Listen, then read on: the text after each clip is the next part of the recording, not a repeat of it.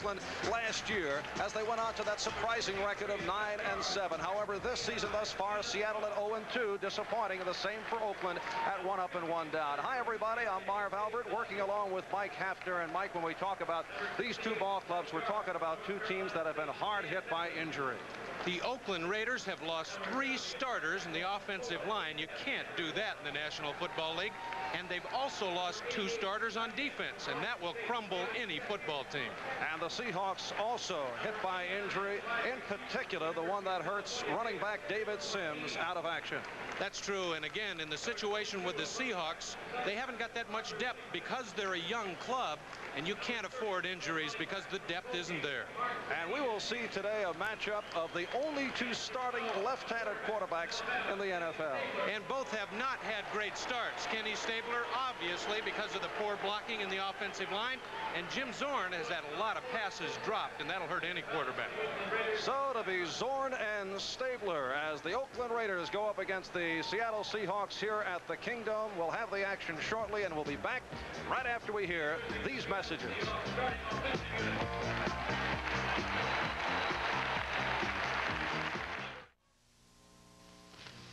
We've got lots of football ahead. We'll be ready for the kickoff of today's game following these words from your local stations.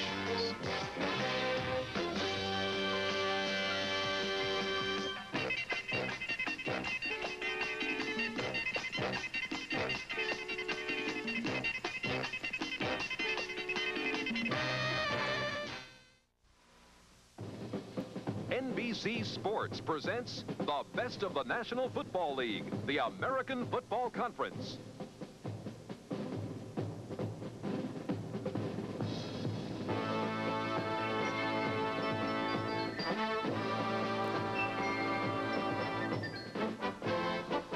Brought to you by Budweiser. For all you do, this Bud's for you. By Hertz, where the winners rent. By Chrysler Corporation. See the mileage makers at your Dodge or Chrysler Plymouth dealers. And by Radio Shack, the nationwide supermarket of sound.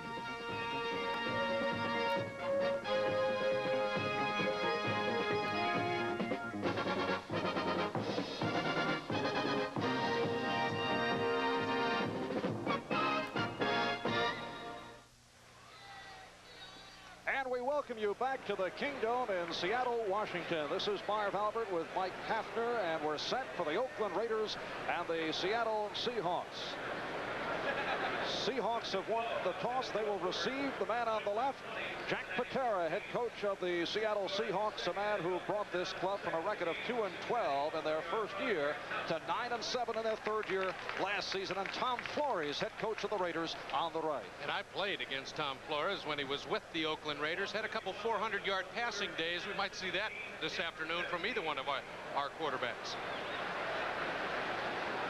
For the Oakland Raiders, Ray Guy getting set to kick. And back deep, Al Hunter on the right, number 24. And Jeff Moore, number 32, the rookie out of Jackson State, on the left. Here's Guy, and we're underway. And this is Hunter in the end zone. To the 10, 15, and hauled down across the 15-yard line. Rufus Bess, backup cornerback, in on the stop on number 24, Al Hunter. And look at those high-top shoes. Hunter's got some special deal. I'll tell you, for those who watch special teams closely, anytime you keep the receiving team inside the 20-yard line on a kickoff, you've done an outstanding job. And the Seahawks need some offense right away, Marv. The quarterback is Jim Zorn. Sherman Smith averaging 5 per carry. And Dan Dorning replacing the injured David Sims. That's the tight end. Pete moving over to the right side. Largent in motion. And here's Smith. Sherman Smith picking up short yardage on the play. 4-year pro out of Miami of Ohio. Stopped by the right inside linebacker Phil Villapiano. Offensive receivers Sam McCullum, Steve Largent, Brian Peets. And Largent, one of the best wide receivers in the National Football League. Has been suffering with double coverage over the first 2 games. Offensive line, Bullard, Lynch, Yarno, Coder, and August. Pressure on Coder. He's filling in for the injury of Newton. Second down play. Here's Smith. Finding a hole. gets across the 20. Dave Browning, the right defensive end, and Dave Pierre, middle guard, making the stop for the Oakland Raiders. Offensive coordinator of Seattle, Jerry Rome, says his running game is very, very important. We've got a flag down.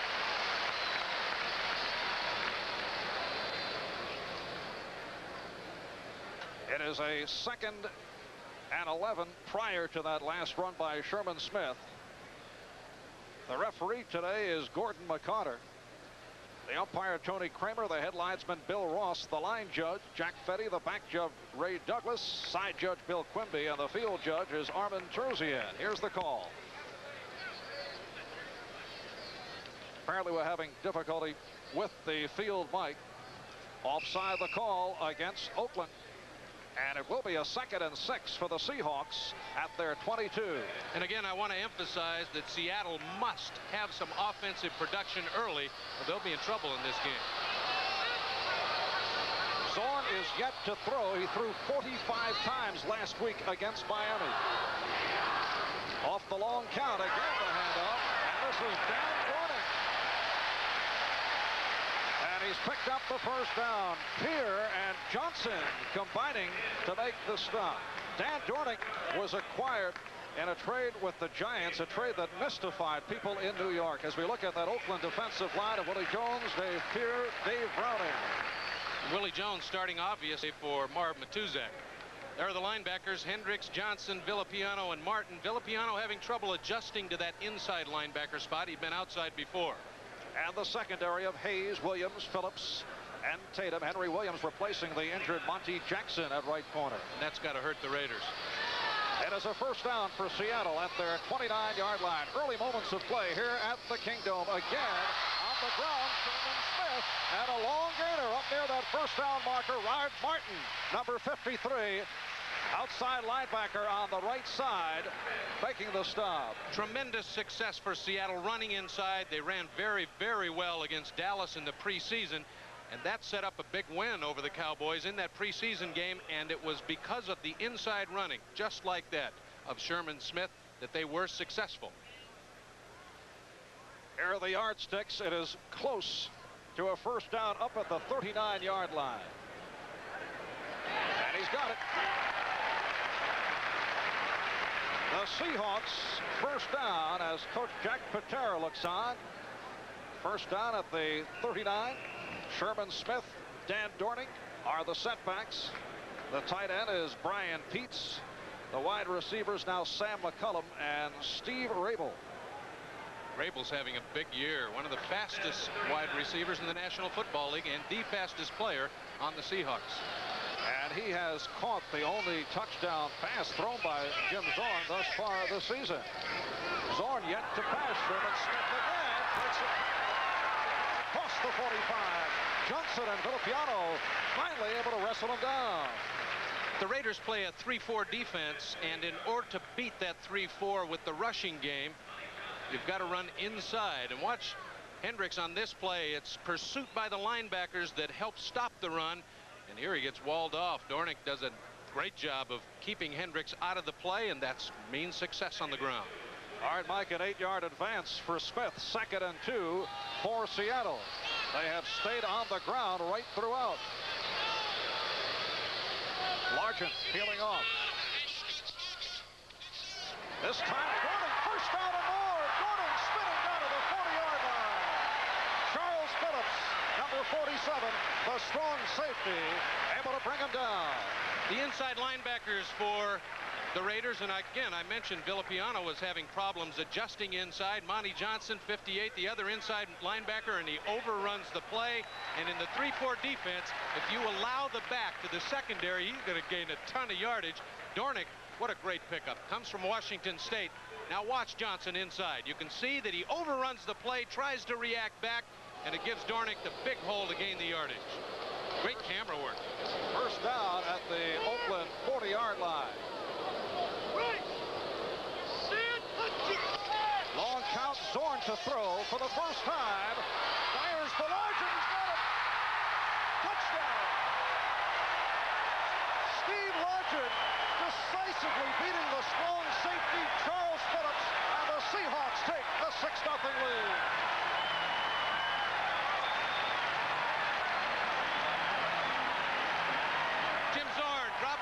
and it's zone coverage. Phillips has the wide side to the right. He makes a mistake. You can see that he was beaten badly.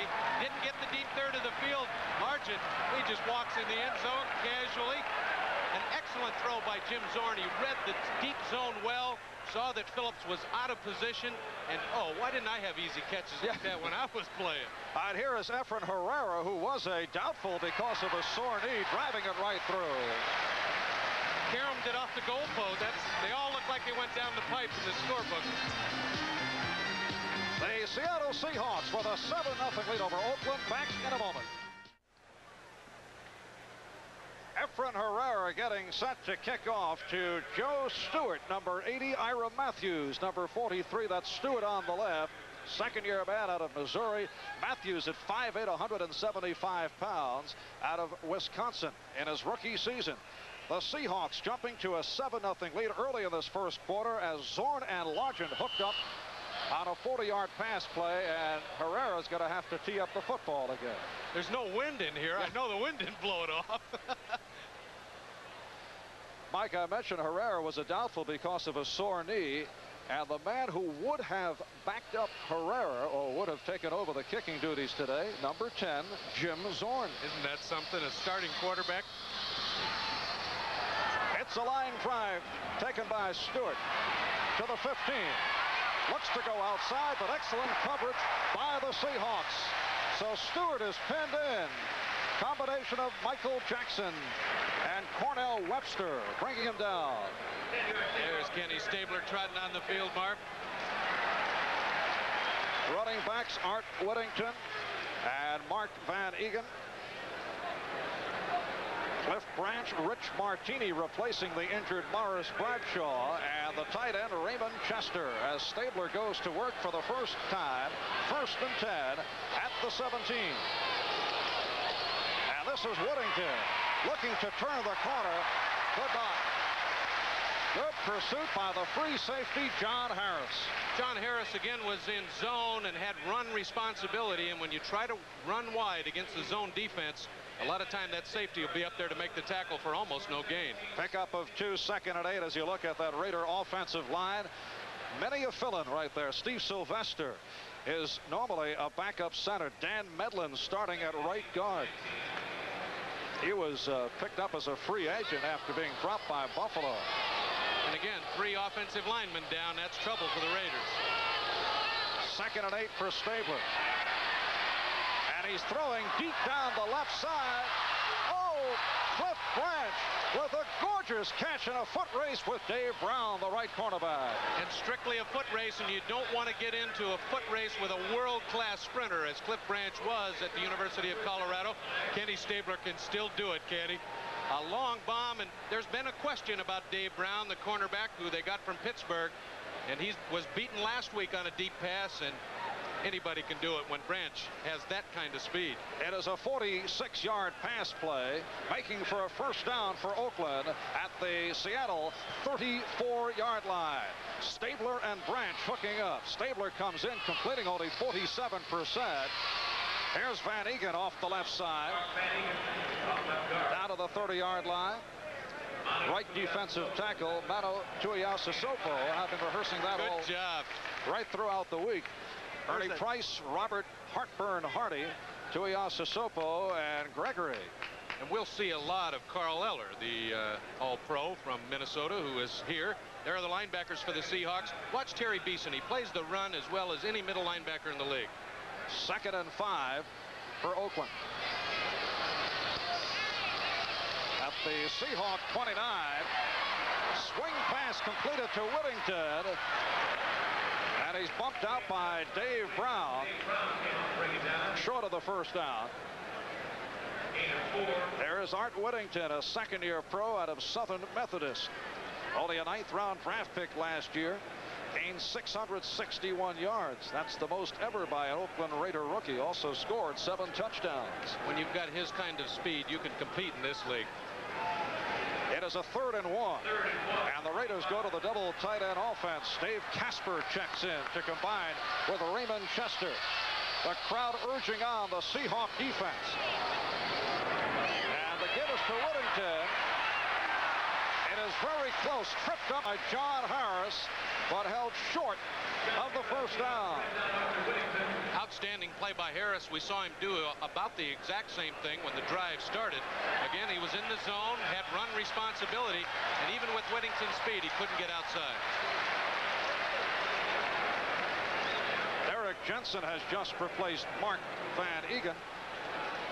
And now Van Eegen reports back in as the Raiders will go for the first down on 4th and about 1. They have two fullbacks in there, Marv, and that means they're going smash football, trying to get that first.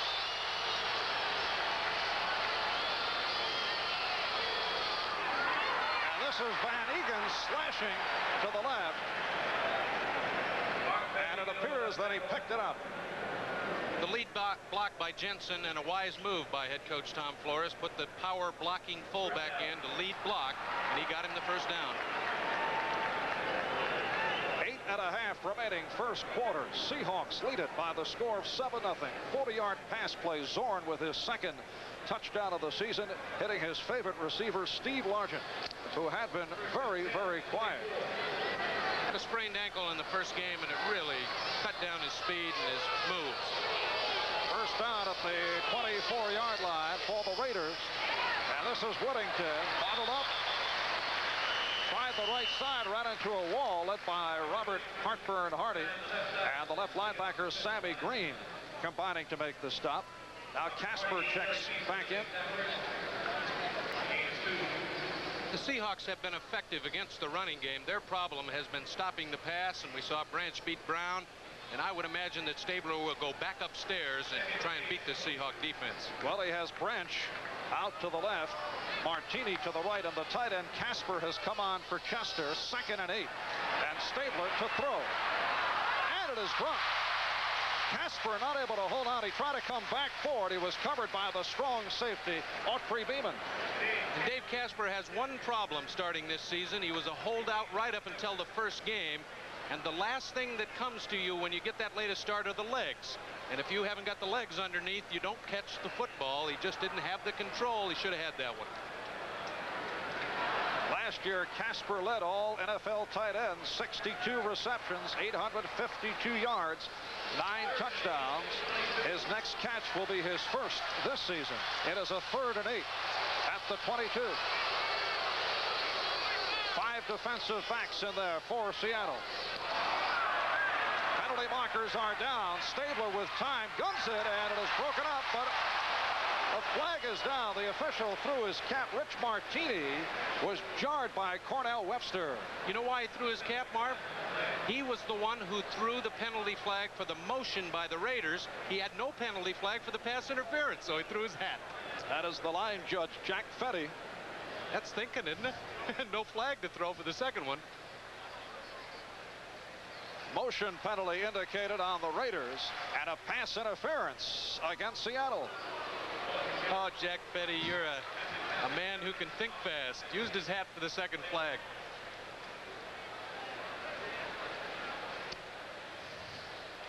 Offsetting penalties. And we go back to a 3rd and 8 at the 22. 7.5 left in this first quarter. Seahawks leading the Raiders by the score of 7-0. Oakland has never won a game here at the Kingdome. Even lost in preseason a couple of years back. Stabler again with protection, and he's got Branch down to the 11-yard line. Cliff Branch cutting over to the right side was brought down by the left cornerback Cornell Webster. So the Oakland Raiders pick up a first down at the 11. And Cliff Branch had the right pattern at the right time. It was a zone defense with the 5 defensive backs. He got in between the deep and short coverage, wide open, and Kenny Stabler found him. And Stabler read it well also. You see now that Stabler can see zone. He knows that Branch is between the linebackers and the defensive backs, and he just waits for him to clear to an open spot. First down. Stabler is 3 out of 4 for 62 yards. The give to Whittington. In traffic, able to break 1 tackle, but that's it. Art Whittington could not make the turn. Dimitri Beeman making the stop. Well, the Denver Broncos have defeated Atlanta in overtime, 20-17. Jim Turner kicked a 25-yard field goal, 8:45 into overtime. There's the Jets score. They beat Detroit today. Detroit having quarterback problems, and the Jets have more quarterbacks and they know what to do with. Jets bouncing back from the 56-3 loss against New England. And the Patriots defeating the Bengals in a close one, a surprise there. Cincinnati was blown out last week by Buffalo. 2nd and 11. At the 12 as Whittington lost a yard on the play. Here's Stabler throwing for the 5th time, and it's broken up. Beautiful move by Sammy Green, number 56, to bat it away from Rich Martini. Sammy Green is the most active linebacker for the Seahawks. He's their best pass defender. And Stabler, I don't know about this throw. He tried to stick it in there, and there were too many Seahawks around his receiver. You can't throw those. That's why the interceptions come. Oh, I like Sammy Green. He is a 4-year pro out of the University of Florida, 2nd-round draft pick back in '76. Dave Casper has checked back in, replacing Raymond Chester. Branch left, Martini right, 3rd and 11. From the 12, and a mix-up on the snap. John Harris able to get to Stabler. The Seahawks went with a safety blitz with Harris, number 44. You can see him coming right up to Stabler, and I think it disconcerted Kenny a bit, and he fumbled the snap, and now he has no chance because the back couldn't get up to block Harris and pick up the blitz, and Stabler is sacked. Excellent call by the defensive coordinator of Seattle. As we look at Jim Breach, 1st-year pro out of the University of California, and he will attempt a 33-yard field goal. He is 2 for 2 thus far, and this well within his range. Excellent between the 30 and 40. However, this one is off to the left side, so Breach has missed for the first time this year. And the Raiders really needed to come up with points on that drive because Seattle went right down and scored. And right now, the Seahawks have the edge. That's Sports World here on NBC, and keep in mind the switch to Saturdays. Next Saturday at 5 o'clock. Jim Breach hooking to the left on his 33-yard field goal attempt. And the Seahawks take over 1st and 10 at their 20. They lead it by the score of 7-0. We have 5:25 remaining in this first quarter. The running backs are Dorning and Smith as Zorn gives to Smith. And in that backfield very quickly, Ted Hendricks all over Sherman Smith. Hendricks red run right away, and he's one of the premier outside linebackers in the NFL. You don't fool him very often. The Philadelphia Eagles have defeated the New Orleans Saints by the score of 26-14. New Orleans finally getting in the win column. There is a close game. Baltimore having its problems, in Cleveland 3-0, and will they challenge Pittsburgh? I doubt it. You ask the questions and answer them. I'm sorry. All right, it's a 2nd and 14. Back at the 16-yard line off the loss on the play. That was Rabel in motion. Nice fake by Zorn. Here's Dorning. Again, Dan Dorning picking up extra yardage with the 2nd effort out near the 25-yard line. This telecast is presented by authority of the National Football League, and it's intended for the private use of our audience. Any rebroadcast or other use of this telecast without the express written consent of the Seattle Seahawks and the National Football League is prohibited. It'll be a 3rd and 5 out at the 25. You mentioned Dan Dornick. He played his college football at Washington State and his high school football right in the state also. And during the offseason attends medical school in this area. Wired from the New York Giants for future draft picks. Here's 3rd and 5 for Zorn in traffic. And completes for the first down and more as Dornick takes it across the 40. Villapiano making the stop. Dornick must have thought he died and went to heaven when the Giants traded him to his home state. And I'll tell you, Jim Zorn picks up his secondary receiver as well as any quarterback in the National Football League. Here he was looking downfield, saw everyone covered, picked out his fullback in the flat. And Dornick is a football player. Why did the Giants let him go?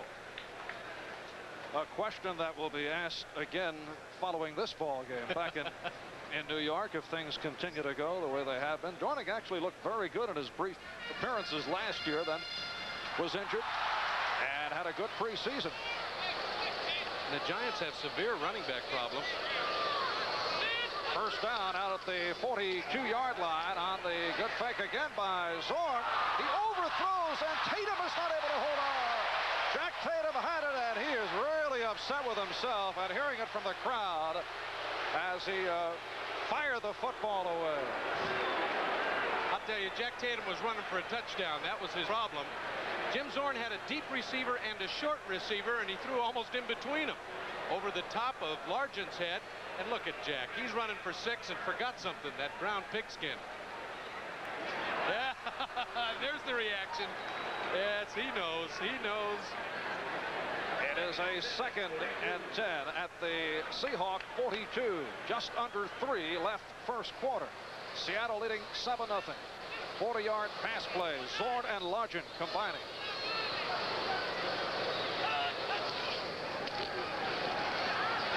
Zorn throws a wobbler. It was deflected, and this time up short on Tatum. Sam McCullum, the intended receiver. I should have had my shotgun out. I could have shot that duck. He got his arm hit, I think, or it was tipped just as it left his hand. It wasn't a typical Jim Zorn throw. It'll be a 3rd and 10 upcoming. The Dolphins leading the Vikings 20-12 in the 4th. Don Strock has 2 touchdown passes, one to Larry Zonka, one to Jim Cefalo, both 6 yards. And Tampa Bay over Green Bay playing in the 4th quarter. Buccaneers lead it 21-3. Look out for the Buccaneers in the NFC Central. They could win it all. Incredible how the 2 expansion clubs, Seattle and Tampa Bay, have come on in a very short stretch of time. 3rd and 10 for the Seahawks. Zorn audibleizing. He's going to the pass. That is Gording breaking left. As Zorn looking to throw on the run, does just that, and he has Largent, but he throws it away. Out of bounds. That ball just tailed away. Largent was open. And he was upset. You saw him unsnap the chin strap. Jim Zorn had him wide open, but he was under a lot of pressure on his roll to the right or to the left, and he couldn't get him the ball. He was way behind the secondary. First punting situation for Herman Weaver, and this is Ira Matthews back as the deep man, the rookie out of Wisconsin.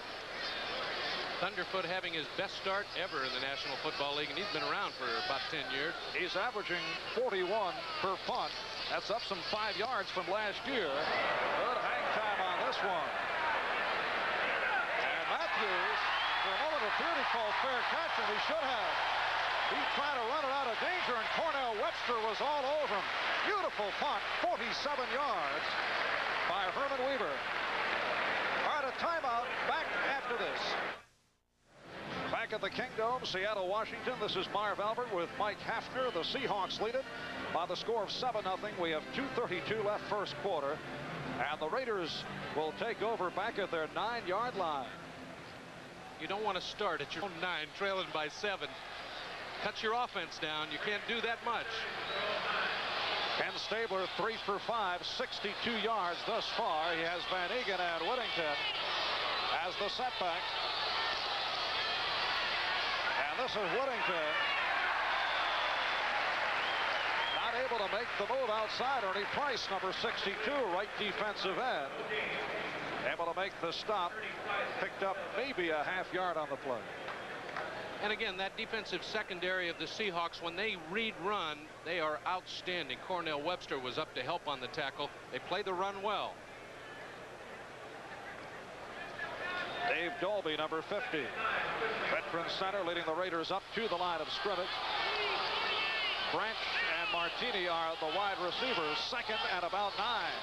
And again the give, this time Van Egan out to the 13-yard line. Stopped by Heartburn Hardy and Autry Beeman. You know why they call him Heartburn? He gives quarterbacks heartburn when he rushes the passer. Not bad for a 10th round draft choice, I'll tell you. That is the definition that Robert supplies. He is a rookie out of Jackson State. That defensive front 4 with Price, Tuiasosopo, and Gregory. It is a 3rd and about 5 for Oakland. This is Whittington, and down he goes. Tuiasosopo showing his quickness and getting to Art Whittington. And Raiders are forced to punt. Oh, I'd like to talk about my UCLA guys. Tuiasosopo, the #1 pick. Jack Patera's special pick on the first round out of UCLA. And you know why now? The big man has got some speed. And when you catch a back that runs 4.4, you're an awful quick defensive tackle. This is Jeff Moore, another rookie out of Jackson State, averaging 8.5 per punt return. Ray Guy will boot for the first time. He's averaging just over 41. Of course, one of the premier punters in the National Football League. 30 seconds remaining in this first quarter. Raiders letting the clock run down. Now here is Guy popping one out to Moore. Takes it to 45, fumbles, and recovers. Oh, well, Jeff Moore able to cover up. And the Seahawks will take over right there with time running down in this first quarter. and I'll tell you, when you put a rookie back there to receive punts, it makes it awfully difficult. They tend to get nervous. All right, back after these words. Seattle first down at the Oakland 43-yard line following that punt by Ray Guy that Jeff Moore nearly gave right back to the Raiders. There you see the Jim Zorn story thus far. He completed a 40-yard touchdown pass with Steve Largent. Smith and Dorning are the running backs. Off the play action, Zorn able to complete a beautiful catch by Sherman Smith coming out of the backfield. Monty Johnson, the linebacker on the left side, able to make the tackle. And Sherman Smith not only runs the football well, but he can catch the football, and watch the hands on this young man. Right on the fingertips, great concentration. That makes a quarterback look good. The first quarter has come to an end. When we resume, Seattle will take over. First down at the Oakland 21. At the end of the first, the score, Seattle 7, Oakland nothing. We'll be back after these messages from your local station.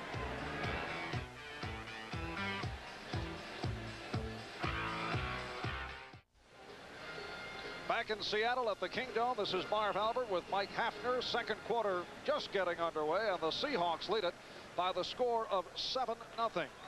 Seattle with a solid first quarter. No turnovers committed. That had been their problem coming in. They come in with a record of 0-2, losing to San Diego in their opener last Sunday, losing at Miami 19-10. Penalty marker is down as the play unfolds. Sherman Smith trying the right side. Somebody jumped too soon, Marv. We'll have to find out from... It was a Seahawk. Procedure penalty against the Seahawks. Dallas and Chicago tied at 7 in the first quarter. Oh, how about that one? St. Louis 6, Pittsburgh nothing. I thought nobody could touch the Steelers, but it's early. 12-yard run by Otis Anderson. They missed the extra point, and San Francisco leading Los Angeles 10-0. Wow. Chargers leading the Bills 7-6 in the first quarter. Chargers the team to beat in the AFC West, they say. It's still early. 16 games in a season. Anything can happen. Well, San Diego has taken its toll on both ball clubs out here. 33-16 over Seattle. And last week, the Raiders blown out 30-10 in San Diego, trailing 21-3 at halftime as Dan Fouts threw for 3. It's 1st and 15 now for the Seahawks. Back at the 26-yard line, and here is Zorn to throw. And a diving catch is made by McCullum. Sam McCullum, who has been the dependable receiver over the first 2 games, is a 6-year pro out of Montana State and made the good move to come up with it in front of Henry Williams, the right cornerback. Again, the out pattern, and you can see that Jim Zorn has been concentrating all week on his accuracy. And his receivers, who have been dropping the ball on him most of the season so far, have come around, and the hands have come back to them, thank goodness. It'll be a 2nd and about 6 at the 17-yard line. 84 McCullum to the right now, and Largent out left.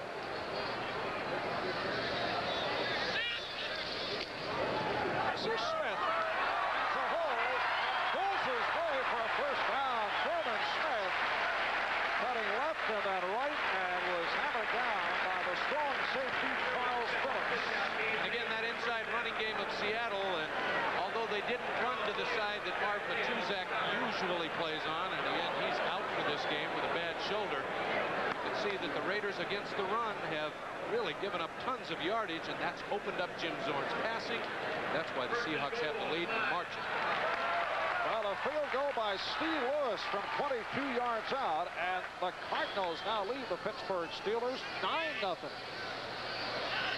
First and goal for Seattle. And Smith has bottled up at the line of scrimmage. 74, Dave Peer, and Rod Martin, right outside linebacker, making the stop. 3-4 defensive alignment utilized by Tom Flores, Willie Jones, Dave Peer, Dave Browning up front, Ted Hendricks, Monty Johnson, Phil Villapiano, Rod Martin, the linebackers, Lester Hayes and Henry Williams are at the corners, and Charles Phillips and Jack Tatum are the deep men. Sherman Smith, 6'4", 225 pounds, averaging better than 5 per carry. This is Zorn to the 5. Zorn ran very, very well against the Raiders last year in one of the victories. This was a design play. It's the quarterback draw. Zorn had run all the way, takes 3 steps on his drop, got the middle linebackers for Oakland to sleep, and gets a good 5-yard gain. Another look from the end zone. You can see the linebackers going to pass, and that was the reason Zorn had the hole and got the 5-yard gain. It is a 3rd and goal at the 5. Zorn is averaging better than 9 yards per carry coming in. Groening and Smith are the setbacks. And now Zorn is satisfied about something, wants to talk it over, and Seahawks are upset because one of the Raiders jumped in. And Villapiano. yes, it was Phillip who did not hold back, although the timeout was indicated. Villapiano probably didn't see Jim Zorn call the timeout. He thought maybe the center had moved early, went flying in to recover the ball. But it will be a timeout for Seattle. Watch Villapiano, 41. He thought Zorn was taking the snap. Oh, Phil, you can't get away with that. John Yarno, the center, trying to protect his quarterback, and that's the way you should do it. Fans here getting on Villapiano. Fans wanted a penalty call, but waved off. The timeout had been called. Tonight on NBC, a reminder, the Bob Hope On the Road to China show, a 3-hour special featuring Crystal Gale, Shields and Yarnell, and a good friend of Mike Hassner's, Big Bird. It was recorded entirely in the People's Republic of China. That's tonight, 8 o'clock Pacific time on NBC. And for you disco fans, they do a little disco in China with Peaches and Herb. We are 3 minutes in, second quarter. And the Seahawks leading the Raiders by the score of 7-0. He said at the top of the show that the Seahawks would have to get out on offense early to put the Raiders in problems, and they have jumped right out. The offense has been outstanding. This is Efren Herrera warming up on the sideline. By Zorn to throw. Zorn throws end zone, and it is dropped by Dornick. Dan Dornick on the right side of the end zone was covered by number 41, Phil Villapiano, as you get another look. Watch the feet of Jim Zorn, like a ballet dancer, a little Baryshnikov to get out of the way of the rush. I don't know. I think Dornick might have been able to catch that one. So Herrera comes on, and with Zorn holding, he will try a 23-yarder. Efren Herrera, who is 2 for 3 thus far this season, hitting from 32 and 34, missing from 49. It was a low snap, and it was blocked by the Raiders. And picked up by Henry Williams, who runs it out of bounds. That snap was short hopped by Zorn. And that caused problems. It's got to be kicked in about 1.3 seconds, and it gave enough time for penetration by the line, trying to see who got their hands up to block it. There's the block. And for the Raiders, it was 79 Bruce Davis, the defensive tackle. Watch 79.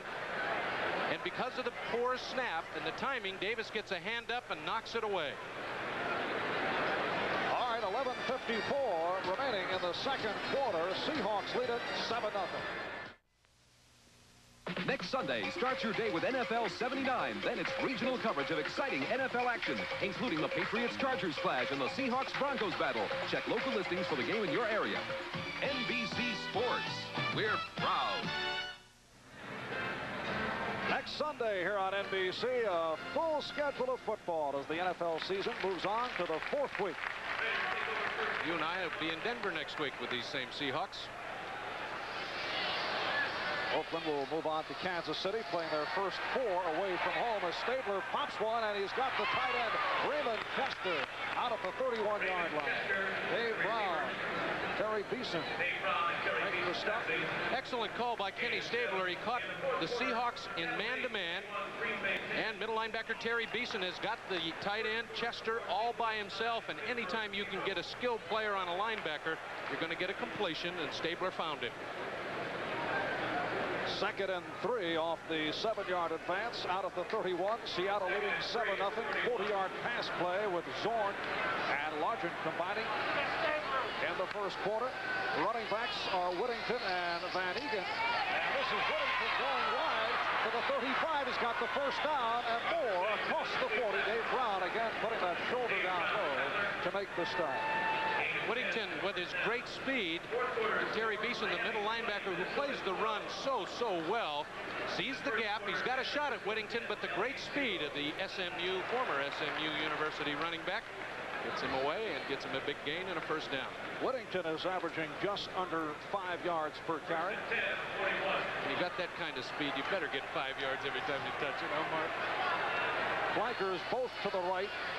Martini and Branch out to the right as Stabler with time throws over the middle, and it is broken up. Branch, though, was pounded, and an interference call being handed out on John Harris, the Seattle free safety.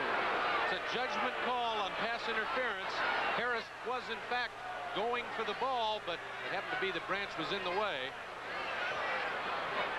Again, the microphone is out on the referee. Let's take another look.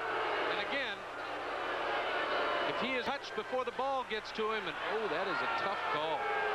Hard to tell. Those judgments, that's why I don't have a striped shirt on. I wouldn't do that job for anything.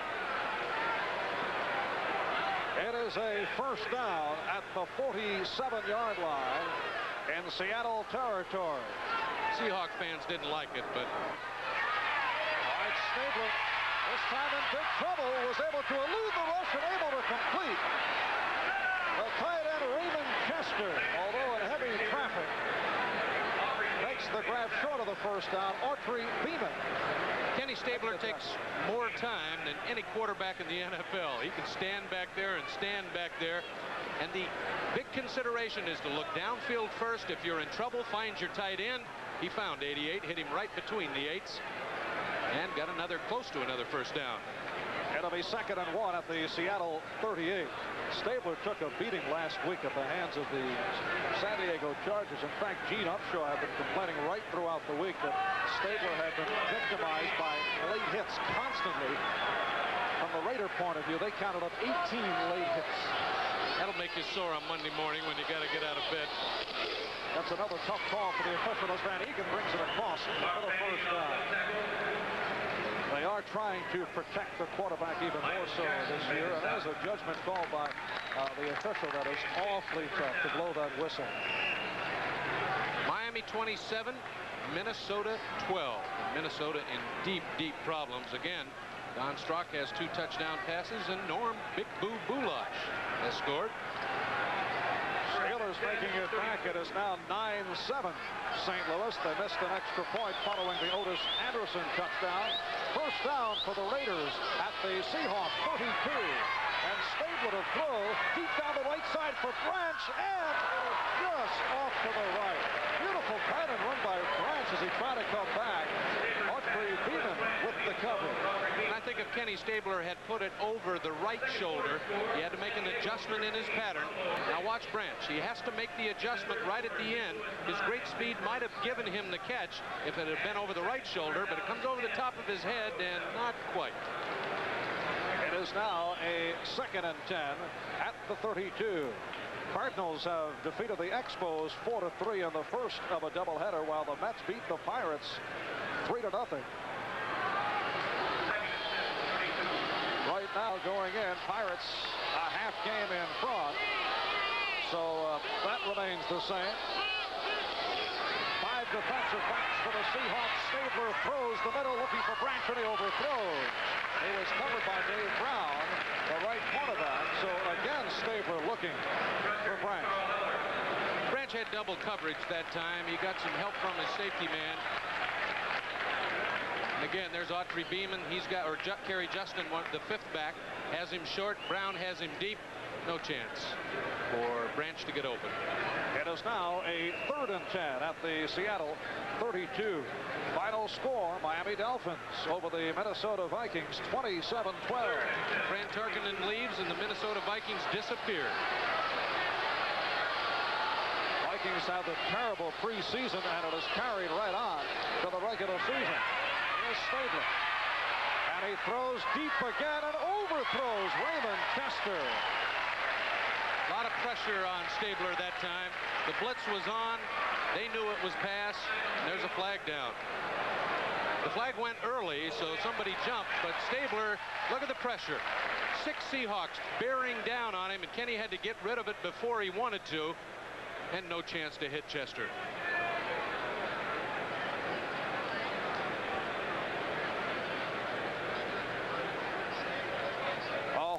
Call on the Oakland Raiders. And that's what pressure will do, and they declined the penalty, and they're going to force Oakland to punt.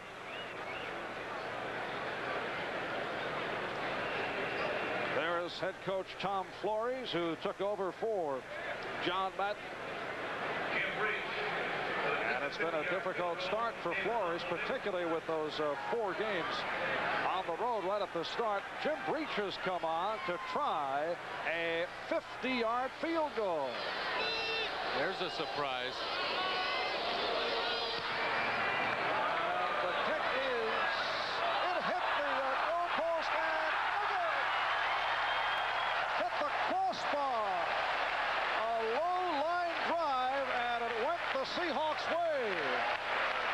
Just inches away from a 50-yard field goal in Breach. He thought he had it. Take a look now. He's got the distance, or he thinks he does. Tremendous accuracy. It was right in between the goalposts. Now watch the ball. And it hung there for a minute, Marv. I thought maybe it was going to bounce over. Up in the air, could have gone either way, and not enough. So Breach has missed from 33, and real tough luck on that one from 50 yards out. Mike, you know how difficult it is under normal conditions for place kickers who very often are of the neurotic personality, but you hit the goalpost from 50 yards out, you go out of your mind. Yep, he should have had it, he thought. That's what Jim Breach just did as the Seahawks now take over, and Zorn off the play action has Largent down to the 40, 35, and popped out of bounds.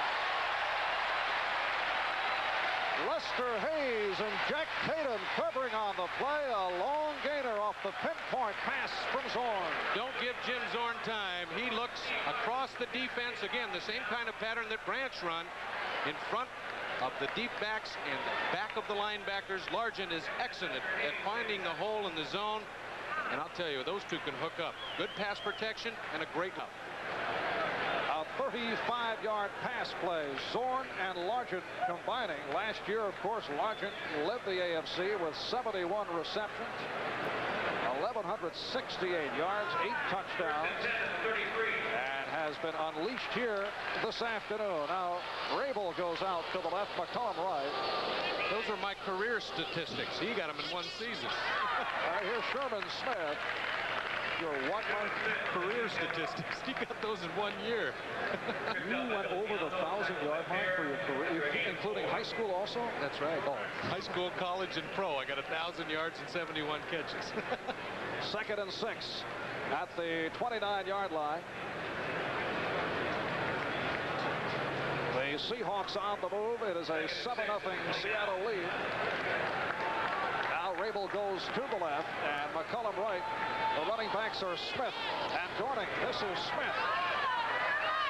Smith able to break one tackle, but picks up just a yard on the play as Rod Martin, number 53, makes the stop.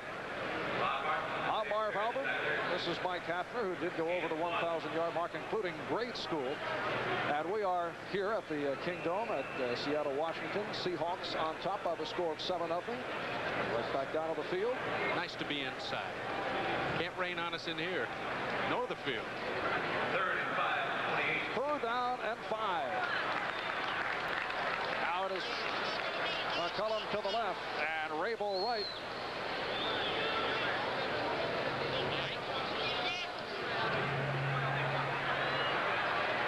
Again with much time going for the tight end. Rather a Duke Ferguson. Fans here felt there should have been an interference call off the post pattern run by Ferguson. Ferguson was trying to get deep. Zorn looking for him, and Mike Davis of the Raiders. And watch right at the end of the pattern. 36 Davis. A little bit of elbow there, but both players going for the ball. Again, a judgment call. Those are kind of chippy. You don't call that one.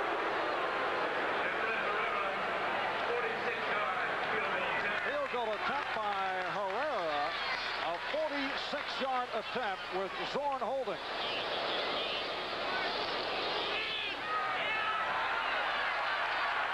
It's good. Herrera with a 46-yard field goal. And the Seahawks of Seattle now lead the Raiders of Oakland by the score of 10-0 with 6:50 left in this first half. And keep in mind, Sports World now on Saturdays here on NBC. Efren Herrera will kick off. He just made it 3 out of 5 on the season a moment ago with a 46-yard field goal. Had his earlier attempt blocked. Whittington is now back there along with Matthews, and this is Whittington on his first kickoff return of the season. Out to the 19-yard line. First time he has returned kick formation as Sammy Green was able to make the stop on Art Whittington, and the Oakland Raiders go 1st and 10 from the 19. And again, the special teams, anytime they keep them inside the 20-yard line on a kickoff, and watch Sammy Green, 56. He's going to get the hit. Nice move to get inside the wedge, and he gets the speed back from behind. Excellent job by Green. Oakland Raiders to the line at the tackle. Sylvester and Lawrence, Upshaw and Medlin at the guards. The center is Dolby. The tight end is Chester. And here is Stabler on the give for Whittington. A loss on the play. That was diagnosed perfectly by the Seahawks. 77, Bill Gregory, the right defensive end, combining with Robert Harty, number 75, the defensive tackle. With 6:25 to go before halftime, everyone expected Kenny Stabler to throw the football on 1st down, but the Seahawks reacted well to the delayed draw, they call that, or the sprint draw. Didn't work. Now he's got to throw. 2nd and 11. And Stabler will throw. With time, he dumps it off. Whittington to the 30. Got the first down and much more out at midfield, and then thrown out of bounds. A long gainer, utilizing the speed of Art Whittington. Dave Brown was able to get him out. Again, the Seahawk defense playing a deep, deep zone. Stabler has no deep receivers wide open because of the defensive setup. And so he picks Whittington underneath the coverage, and the great speed of the former Mustang from SMU. And he runs like one. Take a look now at the secondary, fans at home, and you'll see why the underneath pattern is the one that works. Plenty of depth by the Seahawk defensive backs, and that opens up underneath. 37-yard pickup, first down at the Seattle 43. And Stabler, again, sidearms. Raymond Chester with the reception, but stopped Jackson, who was right there. Jackson, the right side linebacker, the rookie out of the University of Washington. Look at Stabler. He got nailed after that throw, picked himself up off the artificial turf. He's going to be sore again tomorrow morning. St. Louis Cardinals have got in front of Pittsburgh now 15-7. They led 9-0, then 9-7, and now 15-7. One of my UCLA alumnus, Otis Brown, a 1-yard run. 2nd and 3 for the Raiders. 5 minutes left, first half. Seattle up by the score of 10-0. Whistles on the play as Van Egan carries it through. And let's see what the call is here.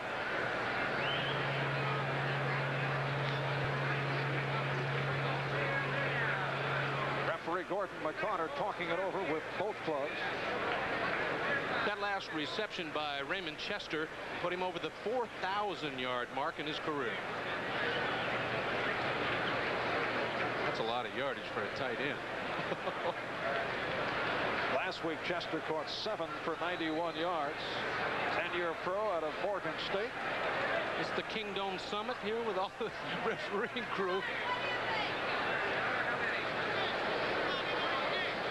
There it is following that lengthy discussion. I don't have a microphone, he says, and we can hear him. Why is that? Upstairs. All right. Can you get this upstairs? The formation was perfectly legal. There is not a foul for illegal formation. Pick that up. Gordon McConnor going over to our sideline mic, obviously aware that his microphone is not working. And apparently at first it was thought to be an illegal formation. And then they discussed it and they said, no, it was just fine. There's a final. The Houston Oilers over the Wing T Kansas City Chiefs 20-6. And a bit of a surprise because Dan Pastorini did not play in that game for Houston. It was Gifford Nielsen, the former BYU quarterback. Houston stays alive in that tough AFC Central. They are doing the play over. 2nd and 3 at the 36. Strange call, Marv. It is a do-over. All right, here is Robisky. Battling toward that first down marker, but falls short. Sammy Green, Terry Beeson, 2 linebackers able to stack him up. Terry Robisky, a 3-year pro of LSU, came on for Art Whittington. Head coach Tom Flores of the Oakland Raiders. His club is trailing by the score of 10-0. And Robisky didn't play all last year. He had a knee injury. He's coming back this year. Robisky is the all-time leading rusher at LSU. In fact, he broke the records of a one-time Raider by the name of Billy Cannon. That's going back a while. It is a 3rd and 1. Double tight end for Oakland. And the first down is picked up now by Robisky. Dave Brown, the right quarterback, covering up. It is a 1st and 10 for Oakland. Outside the 30. Raiders got a heck of a break on that penalty play that they got to play over again. That's the first time I've seen that in a couple of years, where they threw an incorrect flag and let them play the down again. Just under 4 left in this first half. Price, Hardy, Trias-Sopo, Gregory up front, Green out Cronin in the middle, and Jackson are the linebackers. And a beautiful move to get Van Egan. We're trying to go to his left. Bill Gregory, number 77. Prompting the loss on that play. Couldn't block Bill Gregory, and he plays the run very, very well. 2nd and 11. Out of the 31-yard line. Seahawks continue to shuffle defensively. Kenny Stabler has been very effective going to Cliff Branch, and he's forgotten about him in this series. Could be coming back to him right now. Van Egan and Robisky on the running backs. Van Egan thus far only 25 yards, 6 carries. Stabler to throw. And he throws a close pattern, and it's picked off. It is intercepted by Dave Brown. He's to the 20. Looking for blockers, and then he slipped. Down at the 25-yard line.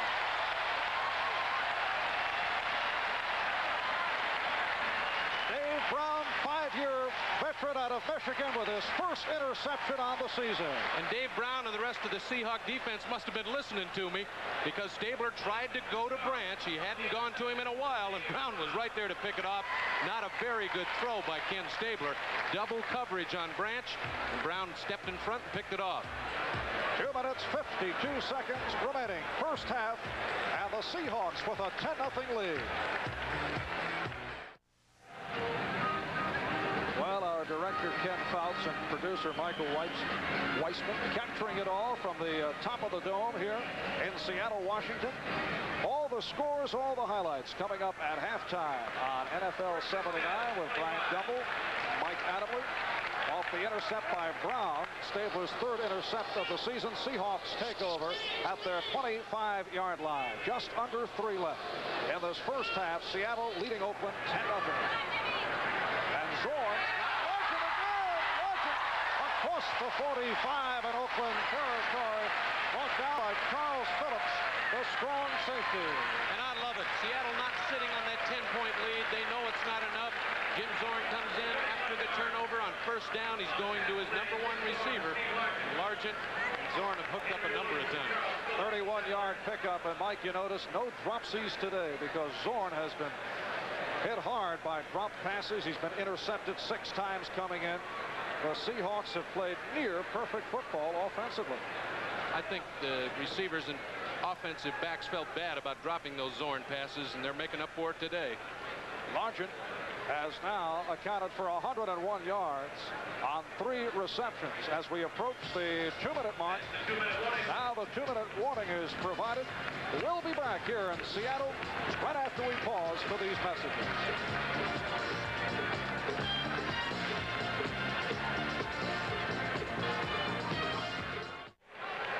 The preceding announcement furnished as a public service by the National Football League. Seattle first down at the 44 off the pass combination of Zorn and Largent. Now the give for Smith. Quick opener. Out of the 38-yard line. Dave Pear, Phil Villapiano combining to make the stop. Steve Largent now has caught a pass in 24 straight games. Our statistician Jack Prote passing on the word. He's caught passes for 100 yards or more 9 times. Thus far today, 3 receptions, 106 yards. His all-time high is 134 yards, and he's got a shot at that today. It'll be a 2nd and 4 with 1.5 minutes remaining in this first half. At halftime, all the scores, complete rundown of the highlights from NFL 79 that is coming up. Quarterback is Zorn. The setbacks are Smith and Dorning. Dorning has done well in replacing the injured David Sims, who's out with that bruised neck. Long count by Zorn, and we get whistled. Penalty marker down. Too much time. Excessively long count by Zorn. He was changing the play. Steve Largent arguing, and that's Coach Jack Patera. I'll tell you why he's arguing, Marv. The 30-second clock was never started, and Jim Zorn didn't know how much time he had. So he went ahead and changed the play. An audible at the line of scrimmage without the 30-second clock as a reference. Zorn didn't know how much time was left, and that's what Patera's complaining about. They're getting trouble standing out there on that field.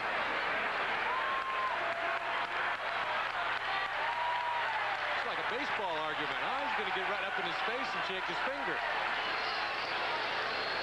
They do a Billy Martin and kick the dirt. There isn't any dirt. Yes, he would hurt himself trying to kick on this field. Tear a knee ligament. I don't know, but if he doesn't get off the field real quick, Marv, he's going to get a penalty flag. It would be an unsportsmanlike conduct. It says in the NFL rule book that the head coach is not supposed to be on the playing field at any time. And he's gotten one before this year, I know.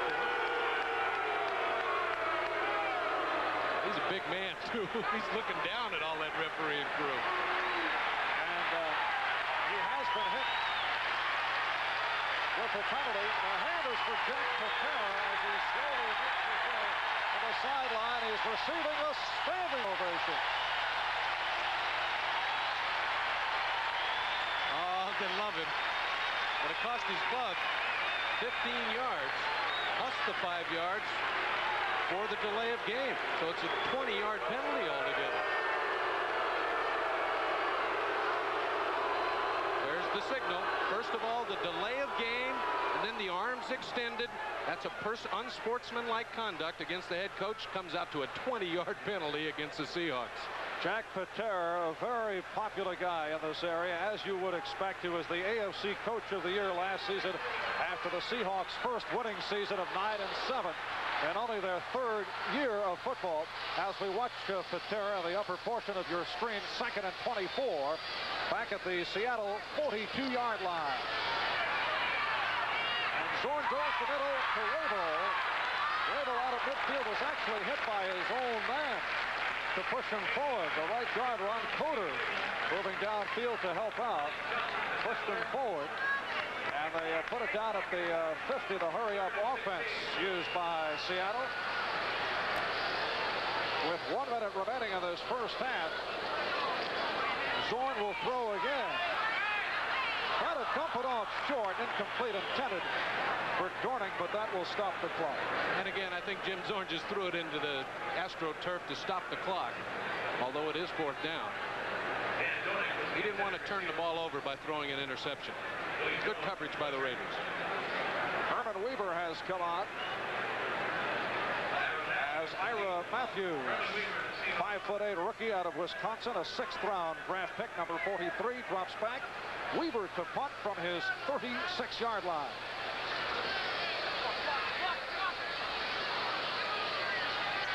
It is a 10-man rush for Oakland. And Weaver able to get it away. This is Matthews. And out he goes, just able to cover up at the 11-yard line. A 40-yard punt by Weaver. Tremendous hang time again. Gave the special teams time to get down to cover that punt. There's a flag on the play. Penalty marker down. Looks to be a clip with 48 seconds remaining in this first half, and Seattle leading it by the score of 10-0. First quarter touchdown, a 40-yard pass combination between Zorn and Largent.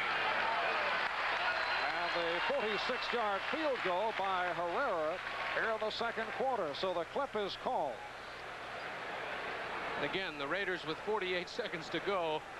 They had the ball at the 10. Now it'll go back to the 5, and that's no place to start if you want to get on the board before halftime. Again, another look. He has control, and there's the clip. No doubt about it. Mike Davis right on the back of Cornell Webster.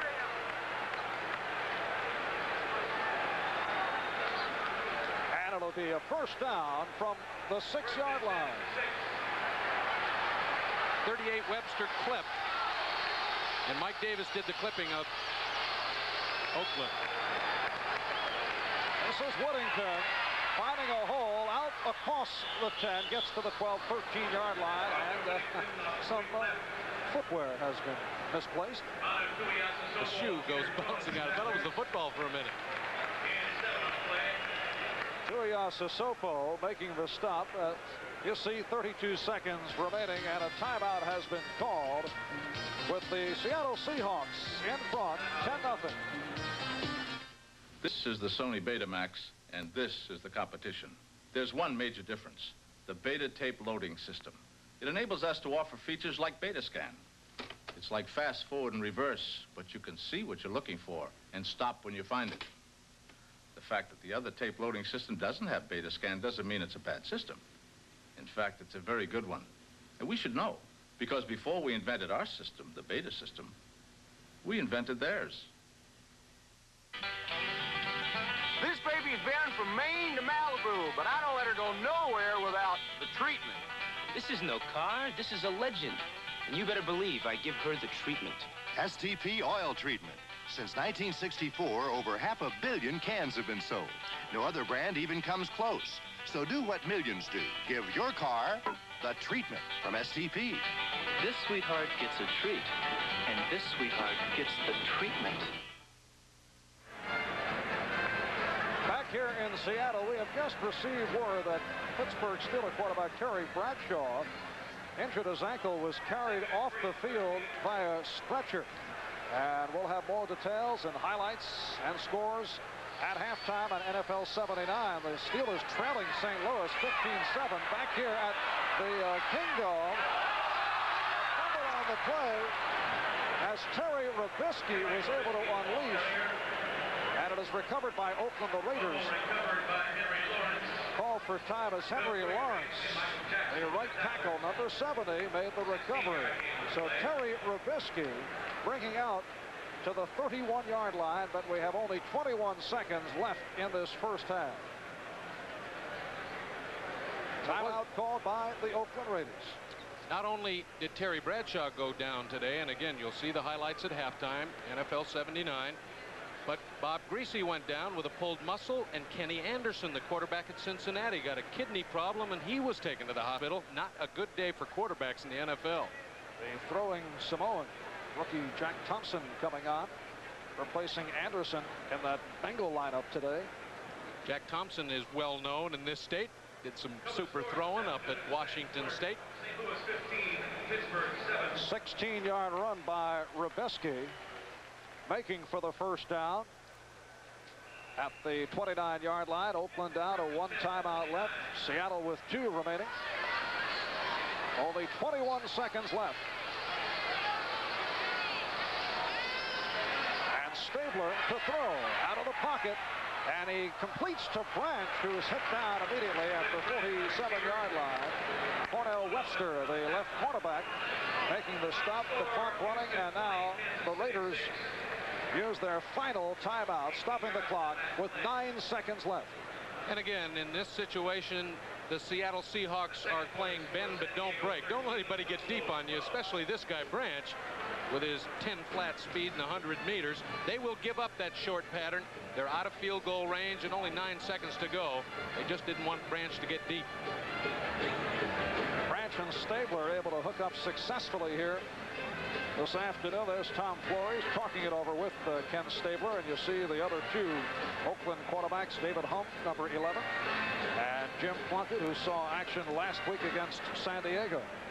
Branch, 3 catches, 77 yards, and they have been the most effective combination for the Raiders. People in Oakland are well aware last season, with Stabler suffering from injuries, had all kinds of trouble throwing long, and it took Cliff Branch out of his usual type attack. You can't get Branch deep. He is not an effective receiver. You've got to, even if you don't complete the pass, he's going to get deep and have the cornerback thinking about how fast the young man is, and he gets open underneath the coverage. The stats on Stabler: 8 for 14, 141 yards. First down at the 48, and here's Stabler with the clock running down. He throws sideline, broken up, intended for Branch, knocked away by Cornell Webster, number 38, 3-year pro out of Tulsa, who has played very well here at the early going. Cornell Webster is the most outstanding defensive back in Seattle's poor deep situation, and again, he's got a tough job covering the speed man in Branch, but watch the great athletic move. He's got his eye on the ball all the way. Great play. I'll tell you, I wouldn't play cornerback in the NFL for anything. If you get burned, everybody knows it. Webster had a big game against Oakland last year in that 27-7 win, had 14 tackles against the Raiders. All right, final seconds. Stabler with the deep drop, and it is dropped by Van Egan. In the fourth quarter, and that was plenty to turn back the Minnesota Vikings. That final 27-12. Don Strock had to come in relief of Bob Greasy, who injured his leg. Strock threw 2 touchdown passes of 6 yards, 1 to Larry Zonko, 1 to Jimmy Cefalo. Norm Bulash added a 5-yard run as the Dolphins put that one away to go up 3-0. Speaking of 3-0, Tampa Bay Buccaneers no longer a joke. In fact, a contender in the NFC Central. They beat Green Bay 21-10. Jerry Eckwood, fine young rookie there. He had a 40-yard run for a touchdown. Tampa Bay, very respectable respectable indeed. Kansas City against Houston. It's rebound week in Houston. Houston lost badly last week to the Steelers, had Dante Pastorini knocked out, but they rode the feet of Earl Campbell a victory. Earl had 32 carries, 131 yards. Mike, it's nice to have somebody like that in the bank working for you. You bet, and it's not bad to have a guy like Gifford Nielsen, the second-year quarterback out of Brigham Young, in reserve. He's the man who took Pastorini's place. He did well before a capacity house at the Astrodome in Houston. The Oilers whooped up on the Kansas City Chiefs. Here's the Oilers' first score. This 4-yard run by Earl Campbell. In the second quarter, watch this action. Cliff Parkley back to punt, and he really booms one right into the hands of number 86, J.T. Smith, second-year man out of North Texas State. Watch him go. 55 yards in all for a touchdown. The first punt that has been returned for a touchdown in the NFL this year. Houston, too much for the Kansas City Chiefs. Okay, my word around the league is the Oakland Raiders, when they're on AstroTurf, are in trouble. Well, they're in trouble in Seattle today. It's 10-0 at the half. Zorn to Largent, 40 yards. Dallas beating Chicago right now. This ball game at the half. Cowboys out in front 10-7. In the matchup, Peyton's 13 carries, 77 yards. Dorsett, 11 carries for 59 yards. Pittsburgh against St. Louis. St. Louis winning right now 15-7 this ball game in the second quarter. And as we mentioned, Terry Bradshaw was hurt in this ball game. He has had to leave and been replaced by Mike Kruzek. It was a 3rd and 19 situation. Bradshaw back to pass, tried to dump it off, and was left clutching his left ankle. He was removed from the field on a stretcher. We do not have any word as to the extent of his injury, but certainly that picture right there is not a bright one for the hopes of the Pittsburgh Steelers, and they're losing today 15-7. San Francisco out in front of Los Angeles. That score 10-0 in the second period. Wilbur Jackson's touchdown, the lone one in that game. We understand now it is 10-7 in that one. The 49ers still on top. And Buffalo, San Diego, this one in the third period. The Chargers are out in front 13-12. Mike Adamley, the Chargers are indeed a powerhouse, but the Bills staying close. Well, the Bills won big last week, 51-24 over Cincinnati, so you know they have offense. San Diego has to win this game because they have lost these kind of games. Before another packed house at San Diego Stadium.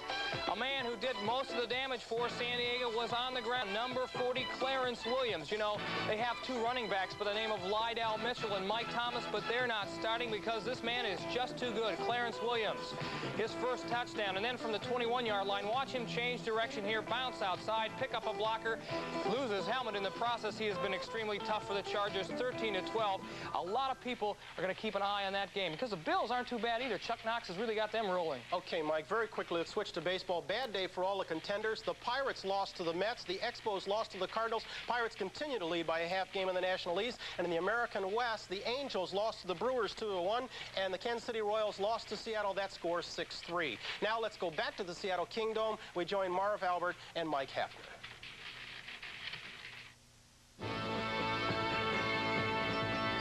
This 1979 National Football League game is brought to you by Chrysler Corporation. See the mileage makers at your Dodge or Chrysler Plymouth dealers. By the Schlitz Malt Liquor Bull, the special premium brew that's in a class by itself. By Ryder Truck Rental, the best truck money can rent. And by AC Delco, quality automotive parts for quality motoring. Go with the names you know. AC Delco. We are back at the Kingdome in Seattle, Washington. At halftime, the Seattle Seahawks leading the Oakland Raiders by the score of 10-0. And Mike, from the Seattle point of view, has to be only happiness. It has been, as we mentioned before, near perfect first half. And in the turnover department particularly, that is where the happiness has to be. That's right. No drop passes, and that had plagued Jim Zorn all the way through the start of this season, especially in the first two games. And he has done well. The Seahawks have jumped out on offense early, and that is the key to their success. They've got to get ahead early. And Zorn and Largent also have hooked up, and they had been having their problems in the earlier contest. We mentioned earlier that Largent, of course, has suffered from an ankle problem. He's been receiving double coverage, and there have been a host of drop passes, but today they've been perfect. And on the one touchdown pass to Steve Largent, they beat the defensive zone. Charles Phillips did not get back into the deep third. And you'll watch, Zorn reads the zone well. He gets plenty of time, and if you give Jimmy Zorn time, he's going to nail you. And now watch, Phillips doesn't get to the deep third. Largent is behind the zone, and it's an easy touchdown. He can walk in the last 10 yards. It is a 40-yard pass play between Zorn and Largent, and we have Zorn now at 7 for 13, 162 yards. And he did not start by filling the air up with footballs. They started in very conservative fashion, which, as it turned out, was the right move, because Zorn last week had to be arm-weary after throwing in desperation 45 times. When you play catch-up football, you will tend to throw much more than designed. And I talked to Jerry Rome, the offensive coordinator, prior to the game for Seattle, and he said that they would establish the ground game and give a rest to that left arm of Jim Zorn. Art Stabler thus far is 8 for 16, 141 yards, and 1 interception. That interception by Dave Brown of the Seattle Seahawks. And again, Kenny Stabler, first of all, thinks, will my protection hold up? And he's getting a little bit of pressure there, but again, not what a 10-year veteran would normally do. Throw into double coverage. Branch covered both deep and short. Dave Brown, the short man, picks it off, and Seattle capitalized on this turnover. They got down and got that 46-yard field goal. All right, National Football League action will continue from Seattle. The second half kickoff coming up with the score. And we welcome you back to the Kingdome in Seattle, Washington, where the Seahawks lead the Oakland Raiders by the score of 10-0. As we get set for the start of play in the third quarter, Jim Zorn getting ready. Zorn throwing the 40-yard touchdown pass to Steve Largent. The other score, 46-yard field goal by Efren Herrera. Herrera was a doubtful before the start of the ball game because of a leg problem, and this man, number 10, was all set. He worked out yesterday, Mike. Why not? I mean, he does everything else. He was ready. I would have loved to see him kick extra points and field goals. That'd have been a classic. And here are the Oakland Raiders moving back on. Ken Stabler, who has not received bad protection when you consider that his offensive line has been hard hit by injury. At the left tackle spot, Steve Sylvester, normally a backup center, replacing Art Shell. Gene Upshaw at left guard, Dave Dolby at center, but Dan Medlin getting the starting shot at right guard, Henry Lawrence at right tackle. Kenny Stabler needs protection. He needs the time to read the defenses. He's gotten it today, and I'm surprised with that patched up offensive line. Halftime statistics, 227 yards passing for Seattle. Jim Zorn having an outstanding day. Steve Largent over the 100-yard mark, and of course for Oakland, 188 yards. And Cliff Branch has 3 catches for 77. So those two have been the key, along with the quarterbacks, the 2 wide receivers. Now, there has never been a question the last couple of years about the offensive abilities of the Seattle Seahawks, but I think you'd have to go back a bit to find a Seahawk club that has held a real quality ball club to 0 on the scoreboard going to the third quarter. That has been the problem, and when you build in the National Football League, it tends to be offense that comes first, defense secondly. Now in Jack Patera's 4th year, his defense is starting to come around. There's still some problems at the linebacker spot, especially in pass coverage, and we'll watch and see if Kenny Stabler takes advantage of that in the second half. Seattle continues to provide problems for the Oakland Raiders. Last year, Seattle became the first team to sweep a series against Oakland since back in 1965 by winning 27-7 here at the Kingdome, and then 17-16 at Oakland in that 27-7 when Stabler was sacked 3 times. And as you look at the standings, you see why today is such a pivotal ball game. San Diego on top, Oakland at 1-1, Denver with the victory today at 2-1, Kansas City 1 up 2 down, and Seattle looking for its first victory of 79. And I'm sure they looked at those standings as they went in at halftime. They have a 10-point lead, and this is a must game for the Seahawks. And of course, the Raiders don't go 1 and 2 either. Backup quarterback Jim Plunkett, who did see action last week against San Diego, went 3 for 7. An old friend of mine, I was at New England, one of my number of stops in the NFL when he was a rookie in 1971. You were of the school, don't send out the laundry. I never rented an apartment. I just slept in my back seat of my car. Efren Herrera getting set to kick off. Derek Ramsey and Ira Matthews are the deep men. Oakland continues to shuffle for kickoff return. And we're underway, second half. This is Matthews dropping but recovering to the 20 with a burst of speed across the 30 and down around the 35 by Terry Justin, the backup cornerback. I played on artificial surface before. First of all, he gets a lucky bounce. That thing could have gone back into the end zone. And now when he hits the surface here, it's got to hurt. Justin wasn't going to let him get away. That ground is awfully hard. Oakland, first down at the 36-yard line. Branch to the left. Martini replacing the injured Morris Bradshaw. To the right, Rubisky and Van Egan. The setbacks, but Stabler to throw on first down, and he completes to Rubisky.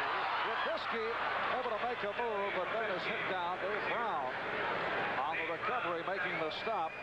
Terry Rubisky looked impressive in the first half. Ran 22 yards on 3 carries. And that his first reception of the day. 8-yard pickup, 2nd and 2 out at the 43. And I asked the question if Kenny Stabler would take advantage of the deficiencies of the linebackers covering pass for Seattle, and right off the bat he hits it back out of the backfield one-on-one with the linebacker. Green, Beeson, and Jackson are the linebackers for Seattle. The deep men are Webster, Brown, Beeman, and Harris. There's Stabler off the play action, fires and completes to Martini for a first down. Plus additional yardage in Seattle territory. Cornell Webster, the quarterback on the left side, combining with linebacker Michael Jackson to make the stop on Martini. And again, Kenny Stabler going after the linebackers. Martini running the underneath route. Stabler waits until he gets into the hole where Terry Beeson should be. Wide open for Martini. There's Beeson now. He remembers he's supposed to be back in the middle. And it's an easy completion, and Stabler taking advantage early. Van Egan and Rubisky, the running backs. Van Egan straight ahead to the 38-yard line. Beeson and Green combined to make the stop. Filling out the rest of that Seahawk defensive unit. Up front of the 4-3, Price, Hardy, Tuiasosopo, and Gregory.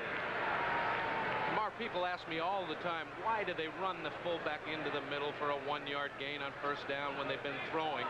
But you have to do it, or that front 4 will just gear up and pass rush every down. You've got to run at them to keep them honest. 2nd and 6 now for Stabler. Opening minutes, 3rd quarter. Seattle 10, Oakland nothing. Stabler throws right and completes to Chester. Right at the first down marker. Audrey Beeman, strong safety, making the stop. Chester making contact just to be sure with that first down marker.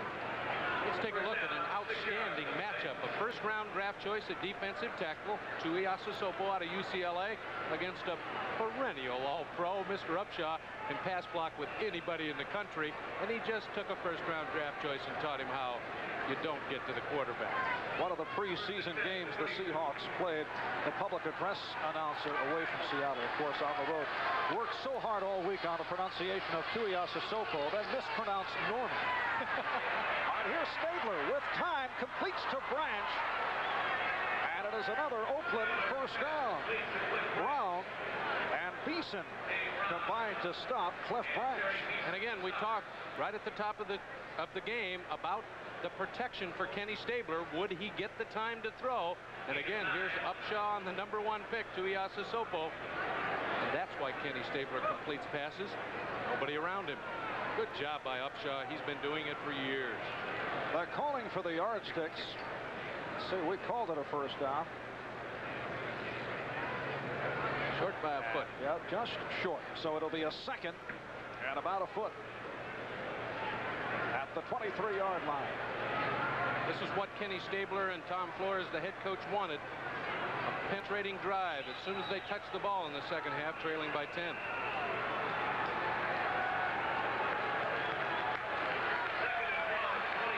Running backs, Mark Van Egan, 6-year pro out of Colgate. Number 30, 35 is Terry Rubisky, 3-year man out of LSU.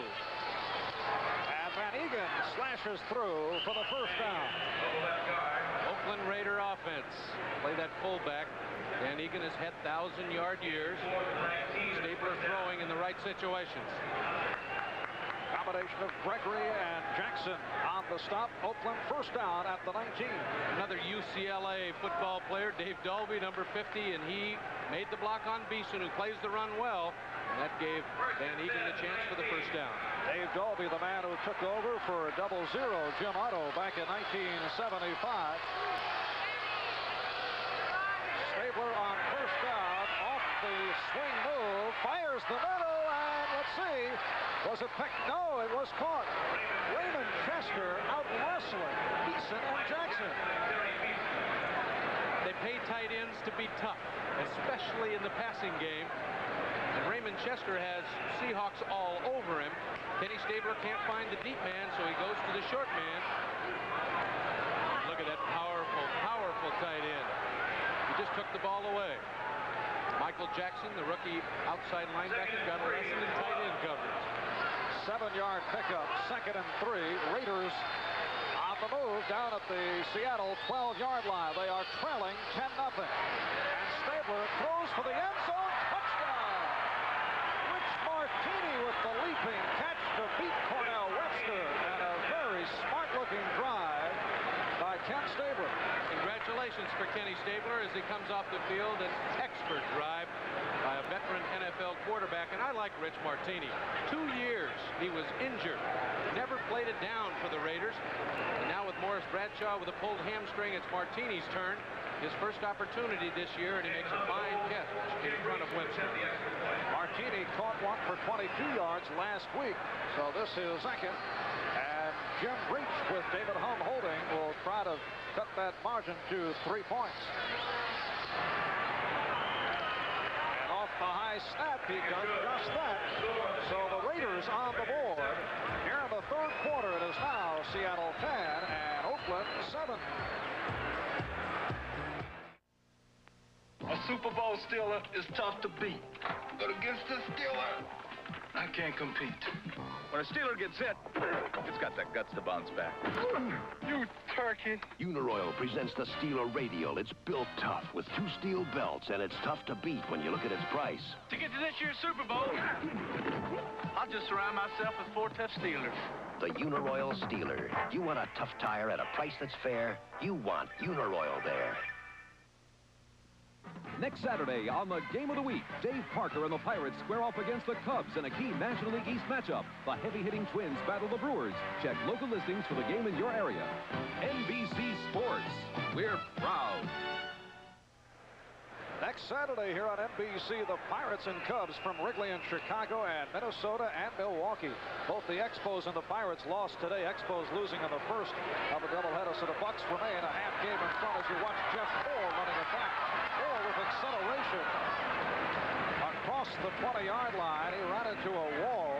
Jeff Barnes, backup linebacker, among those to get to Moore. And again, the special teams doing well on both clubs. This time only out to the 21-yard line. Neither team has had the excellent field position after a kickoff. Getting back to the baseball, Mets beat the Pirates 3-0. Cardinals over Montreal 4-3 in the first of a doubleheader. 10-7 the score now. Seattle on top. A Stabler to Martini 12-yard pass play, putting the Raiders up on the board. Here is Zorn to throw on first down, and the screen is completed to Smith. Smith with no 35, 40, 45, 50, and out of bounds at the 45. Henry Williams able to push Sherman Smith out of bounds. And they fooled Ted Hendricks that time on the screen pass. Watch big number 83, the Mad Stork. Lots of pressure on Zorn, and the Stork didn't even see the screen developing. And then Sherman Smith makes a nice move inside to get a long, long gain, 35 yards on that screen pass. Let's take a look at Hendricks. He's got to read that screen.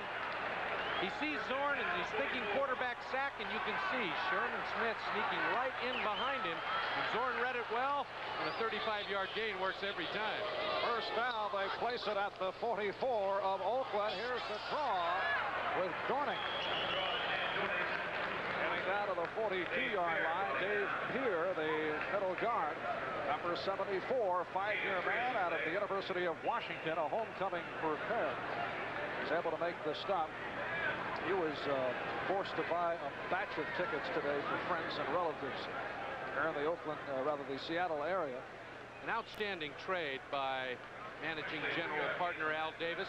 He's really solidified the middle of that front three. Pear is an outstanding player, especially against the run. And a couple of fine years of Tampa Bay, 2nd and 8 at the 42. And as you can see, all kinds of activity. Again, Zorn with a long count. Zorn's going to trot over to the sideline and ask Jack Patera what happened.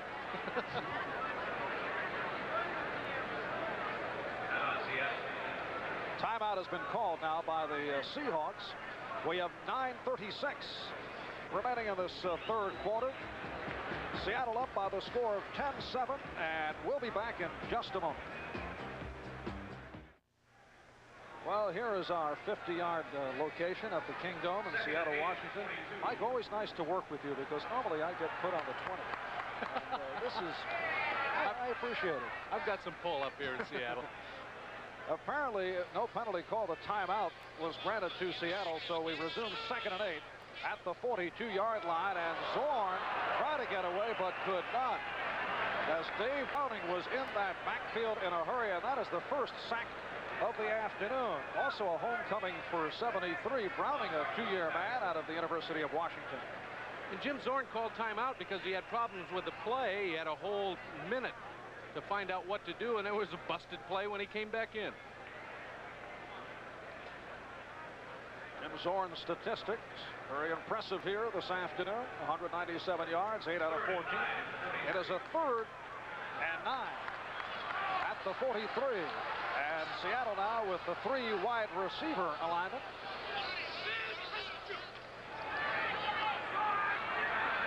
And Zorn goes to McCullum. McCullum across the 20. Out of the 10 and pushed out of bounds. Sam McCullum, who caught 3 last week against Miami, coming off his best pro season, is off to a super start. Jim Zorn again with great protection, caught the Raiders in zone defense. And if you're going to beat a zone, you do it with a crossing pattern. Watch for 84 McCullum underneath the linebackers and in front of the defensive backs. And a great play. And again, that protection for Jim Zorn. Watch Dave Pear. Ron Coder, who is substituting for Bob Newton, does an excellent job. In his 1st and goal, just outside the 10-yard line. Dorning and Smith, the running backs. And Zorn looked like he wanted to go the quarterback draw, but had nowhere to go. Dave Pear clogging up the middle, along with Ted Hendricks, the linebacker on the left side, coming in, and Zorn was fooled on that one. I'll tell you, Jim Zorn did in fact fool him on the first quarterback draw, and we've talked about what kind of football player Dave Pear is. You don't fool him twice. He was right there to stuff Jim Zorn. Loss of 3, 2nd and goal out of the 13-yard line. Jim Zorn in his 4th year as a pro out of California Poly and Pomona. 51% completion average thus far this season. Threw for a 2nd touchdown earlier today. Sherman Smith gets the call. And Smith with only a short yardage. If that, Rod Martin makes the stop, but a penalty flag has been thrown. Again, Dave Pear there to plug everything up. That was a late flag. Could be holding. Personal foul. Well, from the reaction of the Seahawk bench, it appears, yes, personal foul against Oakland. Somebody using their helmet as a spear, piling on. Seattle receiving a break right here. We have 8:21 remaining in the 3rd quarter. And the Seahawks lead it by the score of 10-7. Marv Albert and Mike Hafner from the Kingdome in Seattle, Washington.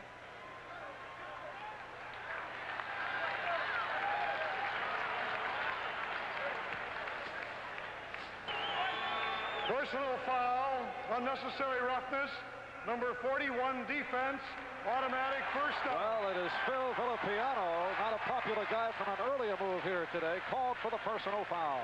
Watch for 41, Villapiano come in late. Oh, there it is. A slap to the head. John Yarno, the center, took a right cross, and the referee caught him. Bill Villapiano. First and goal now at the 7 off the personal foul call. That's Rabel peeling left. And here's Zorn moving right. Turns the corner. And a penalty marker down as he gets within the 5-yard line. So Jim Zorn, looking to throw end zone, changed his mind and was brought down by Dave Pear. A defensive holding call against the Raiders is my guess. One of the reasons that Zorn couldn't find a receiver was because one of his receivers were being held. Oh, it's against Seattle. Oh, well, I saw a holding penalty on defense, but they caught the Seahawks.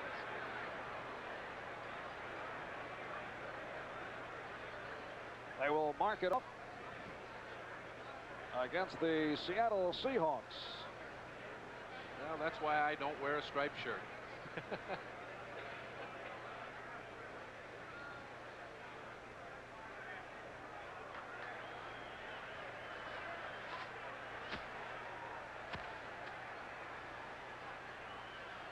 We were about to hear Gordon McCarter. Now here he is. Holding, number 60, offense, penalty, the dead ball spot, repeat first down. Ron Coder, the right guard for Seattle. There he is, number 60, 3-year pro out of Penn State, is called for the hold. They got you now with that microphone. You can't go hide in the huddle. It is first and goal back at the 13. That is Dorning in motion. Here's Smith. And Smith is bumped out at the 9-yard line. Hit by Monty Johnson, inside linebacker, on the left side. Picked up 4. It'll be a second and goal now from the 9. Good lead block by Dornick that time. Every yard that Sherman Smith gained because of the block by his lead back Dornick. That Seattle offensive line with Bullard and August at the tackles, Lynch and Coder at the guards, Yarno the center.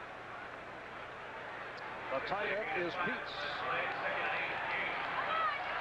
Smith and Dorning, the running backs. Smith has 36 yards, 10 carries. 80 is Largent in motion. Here's Dorning fighting his way down near the goal line. Villapiano with the tackle on the play. Right here, we pause briefly for station identification. This is the NBC Television Network.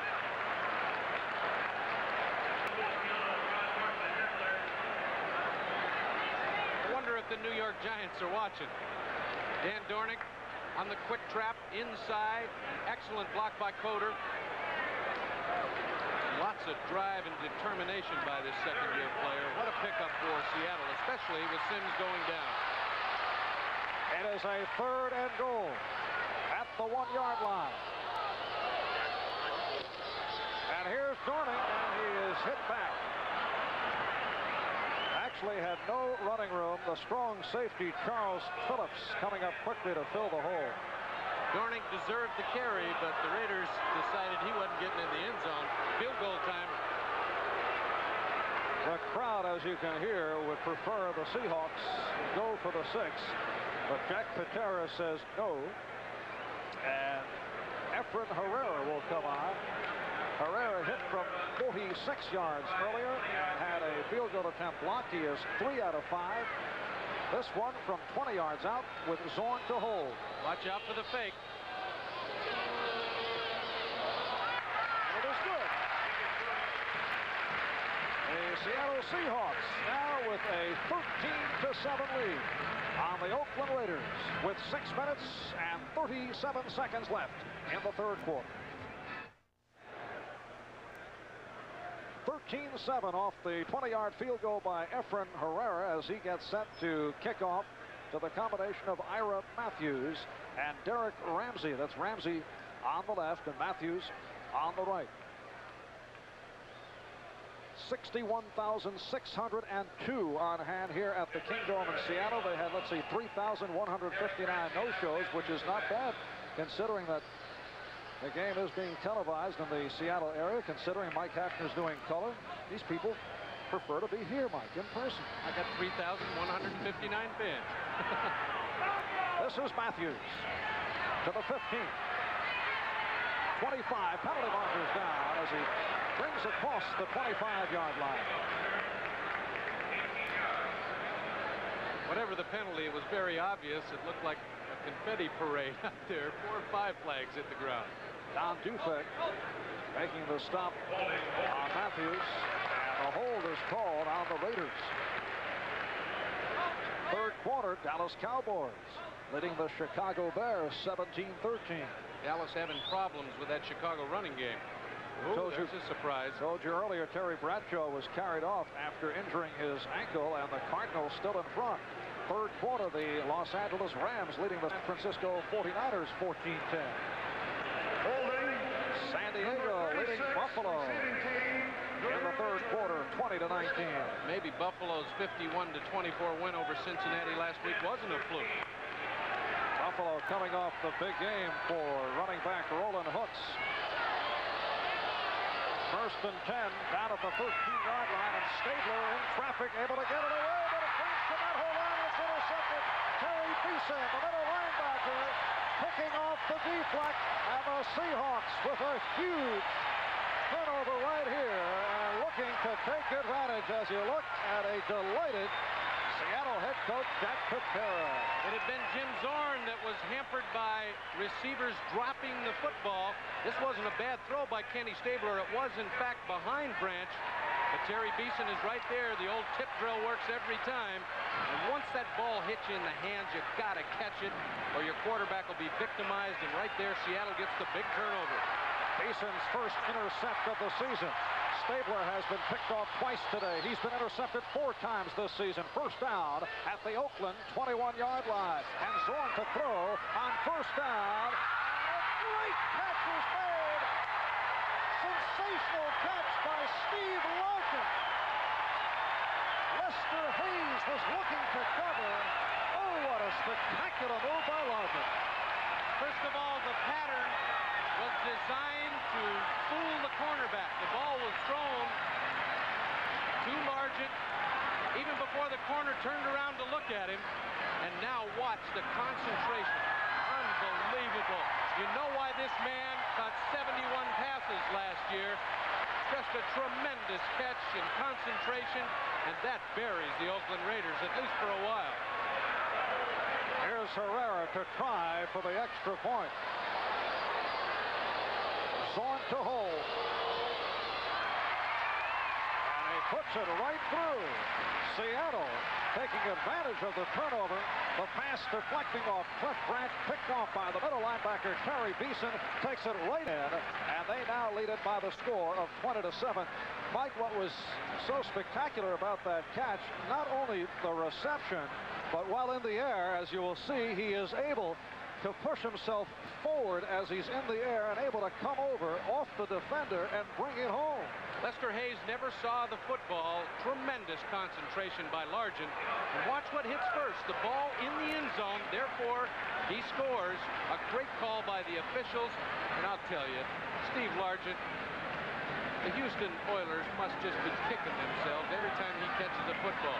He was waived by the Oilers, picked up by Seattle, and has become one of the premier receivers in the National Football League. Houston coach Bum Phillips, who is an honest man, the first to admit that that was a severe mistake by the Oiler organization. And that's a very polite way to put it. A couple of blanks within that sentence that we are editing for our young people out there in the audience. Zorn to Largent, 21 yards, and a 27 Seahawk lead as Herrera gets set to kick off.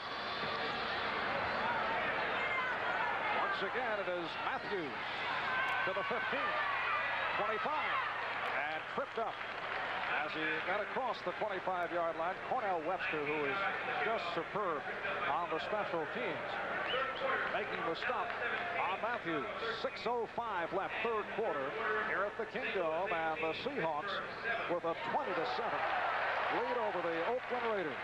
Right at the start, we mentioned that both these ball clubs have been hard hit by injury, but The Raiders have really been hurting, particularly on that offensive line. A host of key guys out, including the latest injury, Morris Bradshaw, wide receiver, sitting it out because of a sprained hamstring, replaced by Rich Martini, who's in there right now. As Stabler throws that way, and Martini is able to pick it up, but he's short of the first down. 8-yard, perhaps a 9-yard pickup for Martini, stopped by Autry Beeman. The San Diego Chargers have scored again, gone ahead of Buffalo 27-19. Clarence Williams on a 2-yard run. San Diego gets New England next week. That ought to be a battle. Seattle Seahawks will play the Broncos in Denver next Sunday, and Mike and I will be there to bring it to portions of the country, while Oakland will be at Kansas City next week. This is Van Egan getting the first down and more across midfield and out of bounds, and a penalty flag thrown down. Van Egan running right by the Oakland bench, or rather the Seattle bench.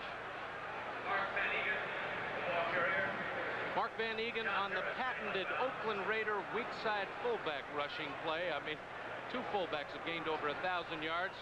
And now watch the official. He is going to protect Van Egan, and he can't hit him in that white stripe, which is out of bounds. He gave him an extra push. It'll cost him. Number 44, John Harris, making contact with Van Egan. And they will mark it off severely against the Seattle Seahawks. As the crowd responds, here's Gordon McCarty. Personal foul. Tackling late, out of bounds. Number 44, defense. First down. So it is John Harris, second-year man out of Arizona State. Young man named to most of the all-rookie teams last year. Called for the personal foul. First down at the Seattle 32. Martini wide open and drops it. Oh, he'll be thinking about that one all week long. Martini looking ahead. He had open field. He was in his own mind. Kenny Stabler won't say a word to him when he comes back to the huddle. In a couple of plays, though, he might walk up to Martini and say, "Where do I have to throw it so you can catch it?" I mean, there's no excuse for this. And Martini won't sleep for 2 days because he knows in the film room on Tuesday they're going to say, "What'd you do, Rich?" Oh, my heart bleeds for receivers that drop those. 2nd and 10. And Stabler looking right again, and he goes right back to Martini. This time a nice catch for the first down. Webster on the tackle. Smart play by Kenny Stabler. You've got a young receiver who just burned you by dropping one, and you'll find out if he can stay on this club because you throw him a tough one now in traffic, and Martini makes up for the drop, although he would have gone into the end zone on the one that got away. Are those Cardinals for real? 21-7 now in the 3rd quarter. And of course the question remains about the injury status of Terry Bradshaw. Hurt his ankle earlier, was carried off by a stretcher. Steelers in trouble against the Cardinals. This is Robisky, and he fumbles the ball. And it's recovered by the Seahawks. Autry Beeman was all over that football. Another Oakland turnover. The Seahawks head it back. A drop pass that might have resulted in a touchdown. Now a nice gain rushing by Robisky, and he fumbles, and Seattle has the ball back again. We have an injured player down for Seattle. John Harris apparently shaken up. A timeout called. We'll pause for these words. Apparently John Harris is all right. Seattle now taking over first down at their 15-yard line off the fumble recovery by Autry Beeman. Seahawks lead it by the score of 20-7. We're told Terry Bradshaw is back in the ball game, so apparently he is okay, which is good news, but the Steelers losing to the Cardinals. That is Largent feeling. Off the fake corner. Off guard and up to the 20-yard line. Dave Browning. Jack Tatum make the stop.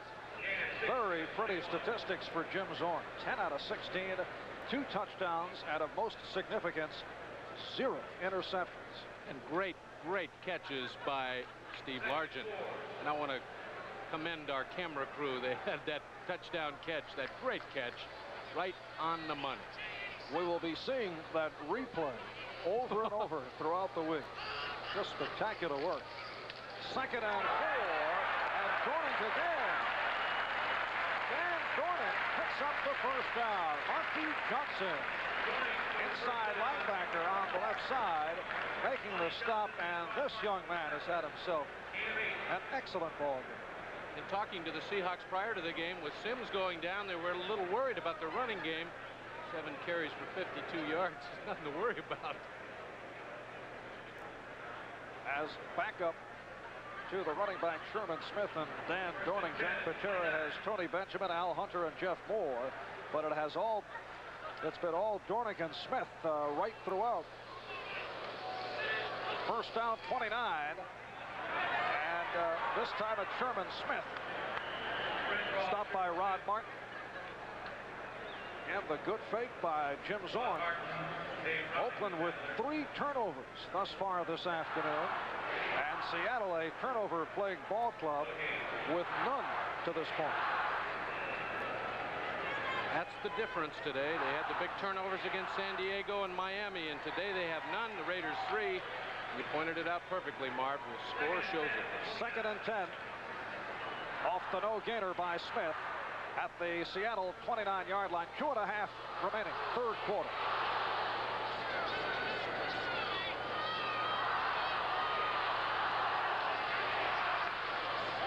Now Zorn will throw. He is really popped from behind. He got it off. It was intended for Dornick, who took his eye off the ball, but Zorn was really racked up. One way to stop Jim Zorn from a big day passing is to put some pressure on him. He never saw it coming. From the backside, bang. And it's a good thing the arm was going forward, so it's counted as an incomplete pass. Willie Jones, number 90, was all over Zorn, and that is Lewis Bullard, Seattle's left tackle, who is down and hurt. Bullard, a 2nd-year pro out of Jackson State. And now a timeout has been called, an official timeout. A reminder that NBC Sports is introducing something new in children's programming, a new series that is called, appropriately enough, Timeout. It deals with physical fitness and health through sports. Now, Timeout will be aired between the various children's programs on the regular NBC Saturday morning lineup. And such NBC Sports personalities as Bruce Jenner and Donna DeVerona, Merlin Olsen, Mike Adamle, John Neighbor, Nancy Thies will take part. That is Timeout here on NBC on Saturday mornings. The hand for Lewis Bullard. The timeout's great for the young children now. The sports is becoming so important in our society, and this is an excellent opportunity for them to be appraised of what's going on in sports. And I know, Mike, you won't be able to miss a beat in your regular viewing habits of the cartoons and the early morning shows. I'm down there every morning on Saturday. You'll be able to watch Timeout. It is a 3rd and 10 at the 29 as Bullard is replaced. Smith and Dornick are the running backs. That's Dornick. And is hit for a loss. It's one of the rare times this afternoon that the Seahawks could not get a thing going on a drive. Raiders needed that ball, and they cinched it up on defense and finally stopped Seattle. Elome Weaver punting away to Ira Matthews. That hand from a contingent of fans from Oakland rooting on the Oakland Raider defensive unit. Another beautiful punt by Herman Weaver. Matthews out to the 30. Penalty marker down as he goes tight-roping along the sidelines. I'm not sure if he stayed in bounds as he brought it out to the 50, but there are 2 flags on the play. A 47-yard punt by Weaver, who has also been getting great hang time. Mark Bell of Seattle making the stop on that man, 43. Ira Matthews. And I got the penalty. It's clipping against 31, Derek Johnson. Or Jensen, pardon me. And we'll find out if Gordon McCarter proves me out. I know it's clipping. Was it Jensen? We'll see. Gordon does have that microphone working, so we'll hear in just a moment. Minute 28 remaining in this third quarter. Seattle leading by the score of 20-7, and the Raiders will take over as we listen. Personal foul, clipping, number 31, leaving team during the return. First down. I knew I caught him. Thank you, Mr. McCarter. You proved me right.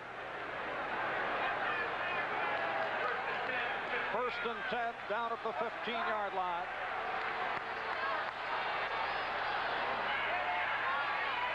As Stabler throws the right side, the play was whistled dead. It is incomplete. Intended for Martini in the race with Webster, but just as Ken Stabler took that snap, the whistles were blown, and again, penalty markers tossed down. Illegal procedure against the Oakland Raiders. They jumped before the snap, and the play was dead as soon as the whistle blew. In fact, the Raiders now, 5 penalties, 6 penalties, 44 yards, and they have been hurt by penalties and turnovers today. False start, number 66 offense, still first down. Carl Eller, number 71, man who has been used primarily on passing situations, great veteran of those Minnesota Viking teams, 16-year pro in the Seattle lineup right now. There's 71, bumped away as Stabler gets it away and completes it out of the 20 to Raymond Chester. Dave Brown making the stop on the play. They are short of a first down. Carl Eller has been put into the game specifically for the pass rush, and obviously they knew that he was pass rushing. He's ridden right past Kenny Stabler. An outstanding job of protection, especially by Henry Lawrence, and also got some help from Van Egan and gave time for Stabler to complete that pass. It is a 2nd and 4 at the 21. 40 seconds remaining in this third quarter. The Raiders are trailing 20-7. And Stabler to put it up again and completes for a first down to Chester. Sammy Green, the left linebacker, Autry Beeman combining to make the stop. Kenny Stabler throws to the tight end as well as any quarterback that ever played in the National Football League. And in a 3rd and 3, 3rd and 4 situation, 2nd and 4, he will go to his tight end just like a running play. That time he picked up a first down as you see the clock running down, and that will do it for this third quarter here in Seattle. 3 quarters in the book with the score. The Seattle Seahawks 20 and the Oakland Raiders 7. We'll be back in a moment. Back at the Kingdome in Seattle, Washington. Capacity crowd on hand. In the area of 64,000. The Raiders with a first down at the 26. And here's Stabler on the move, and he swings it out, broken up.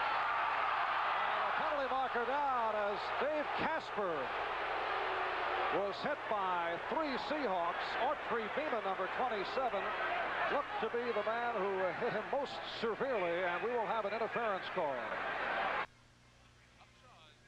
Oh, another Raider offensive lineman bites the dust. What Kenny Stabler was trying to do there was set up a screen pass. The screen did not develop. Seattle read it well, so he went to his out man, which is always the tight end on a screen. And Autry Beeman was caught for pass interference, and it was a good call. On this Oakland drive, Raymond Chester has been a key, and he has now caught 7 for 53 yards. Pass interference, number 27 defense, automatic first down.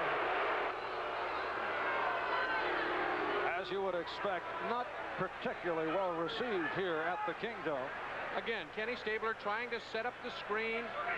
Arthur Whittington never gets out to do the screen pass. He's tied up And now watch. He is hit before the ball gets to him, Casper, and Beeman is called, and rightly so, for pass interference. And the fans can see it. Now there are no boos. They saw it was pass interference. Fans able to view it on the replay on the big screen that is off to our left.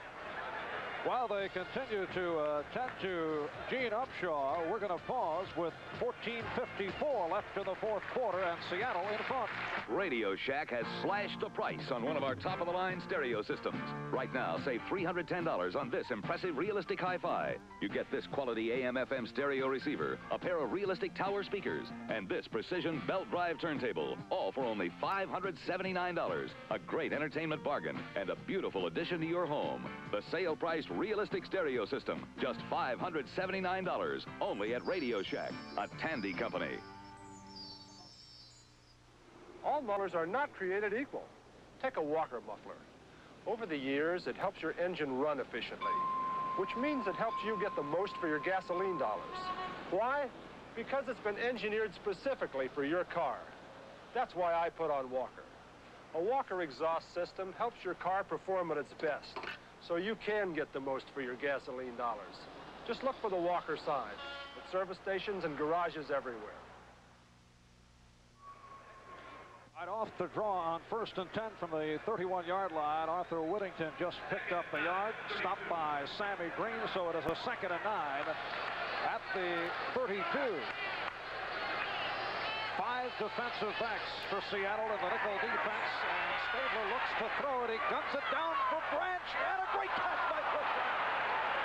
Oh, a spectacular leaping catch as he was double covered, and Branch off the long gainer brings to the 24.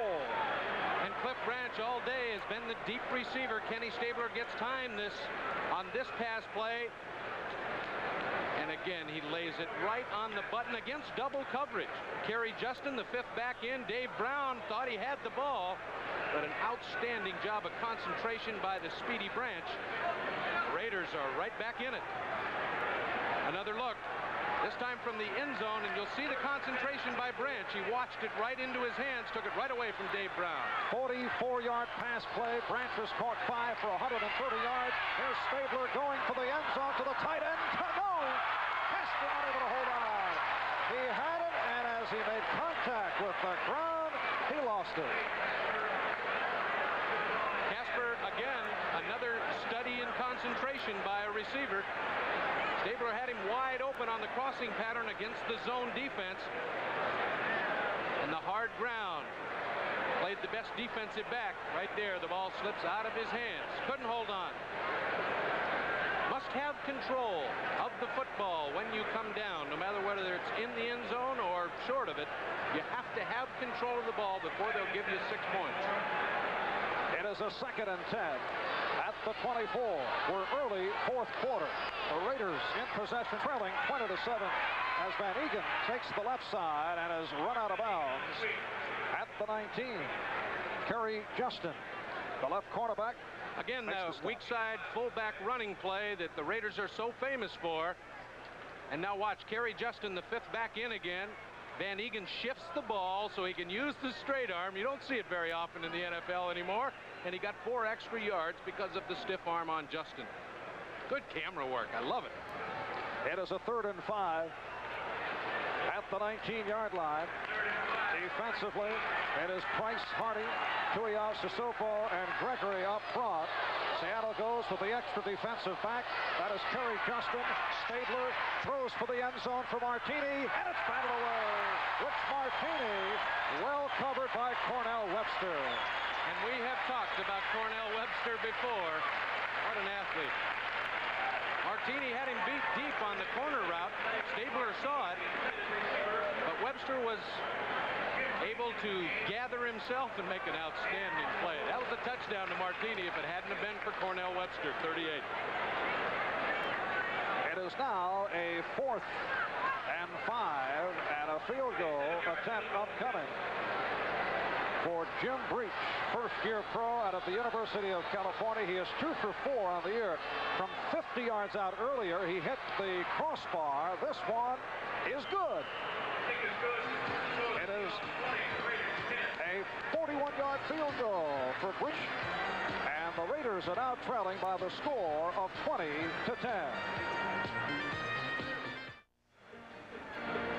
Ray Guy getting set to kick off following the field goal by Breach. Jeff Moore and Al Hunter are back. And this is Moore coming up to kick. And he stopped at the 22-yard line. Mike Davis making the tackle. The Seahawks will go to work as we check the scoreboard. The Broncos, who take on Seattle at home next Sunday, defeating Atlanta. The Jets, after the wipeout of New England last Sunday, able to come back against Detroit. And the Patriots having some difficulty, but getting by Cincinnati this afternoon. Philly over New Orleans, 26-14. Cleveland beating Baltimore 13-10. Miami doing it to Minnesota 27-12. Tampa Bay over Green Bay 21-10. First and 10 at the 23-yard line for the Seahawks. Here is Zorn, who has had an outstanding day, swinging it on Sherman Smith, not able to hold on. Couple more scores to throw at you. San Diego over Buffalo in the fourth quarter, 27-19. And Tampa Bay, as we mentioned, over Green Bay, 21-10. And I'll mention that Broncos score was in overtime, Marv. Houston beating Kansas City 20-6. The Raiders will be at Kansas City next Sunday. 12:53 left, fourth quarter. This is Marv Albert with Mike Hafner from the Kingdome in Seattle. Raiders have got to stop Seattle on this drive. They hope to turn the momentum and get back into this football game. Smith and Gordon, the running backs. That's Largent coming across. And here's Smith. Stopped by Willie Jones. Getting back to the line of scrimmage. That's it. Lewis Bullard, who was injured earlier, is through for the day. Hurt his knee. We are not sure how serious the injury is. Art Kuhn has come on as the right guard, and Ron Coder has moved over to left tackle. So it's Kuhn and Lynch at the guards, and August and Coder at the tackles. Patched up offensive lines for both clubs. And I see Upshaw sitting on the bench. I don't know whether he'll return. Third down play for Zorn.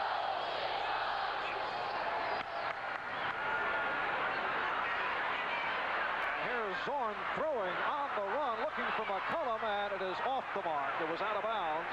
McCullum was covered by number 37, the left cornerback, Lester Hayes. And it will be a punting situation, so Herman Weaver comes on. This was just a totally wasted pass by Jim Zorn. He was lucky it wasn't picked off. It was a hope pass. You throw it up, hope somebody with the right colored jersey catches it. Fortunately, it was out of bounds. McCullum, the intended receiver, but Hayes knocks it away and no chance. Could be a costly series for Seattle. Oakland gets the ball back right here. And if they can bring it in, the ball game changes around completely. Ira Matthews back deep, awaiting this Herman Weaver punt. He has had an outstanding day. Another good one, driving Matthews back. Takes it at the 23. And is in big trouble. 54-yard punt by Weaver, who is doing wonders for that average. Tony Benjamin making the tackle along with Cornell Webster on Ira Matthews, who had nowhere to run.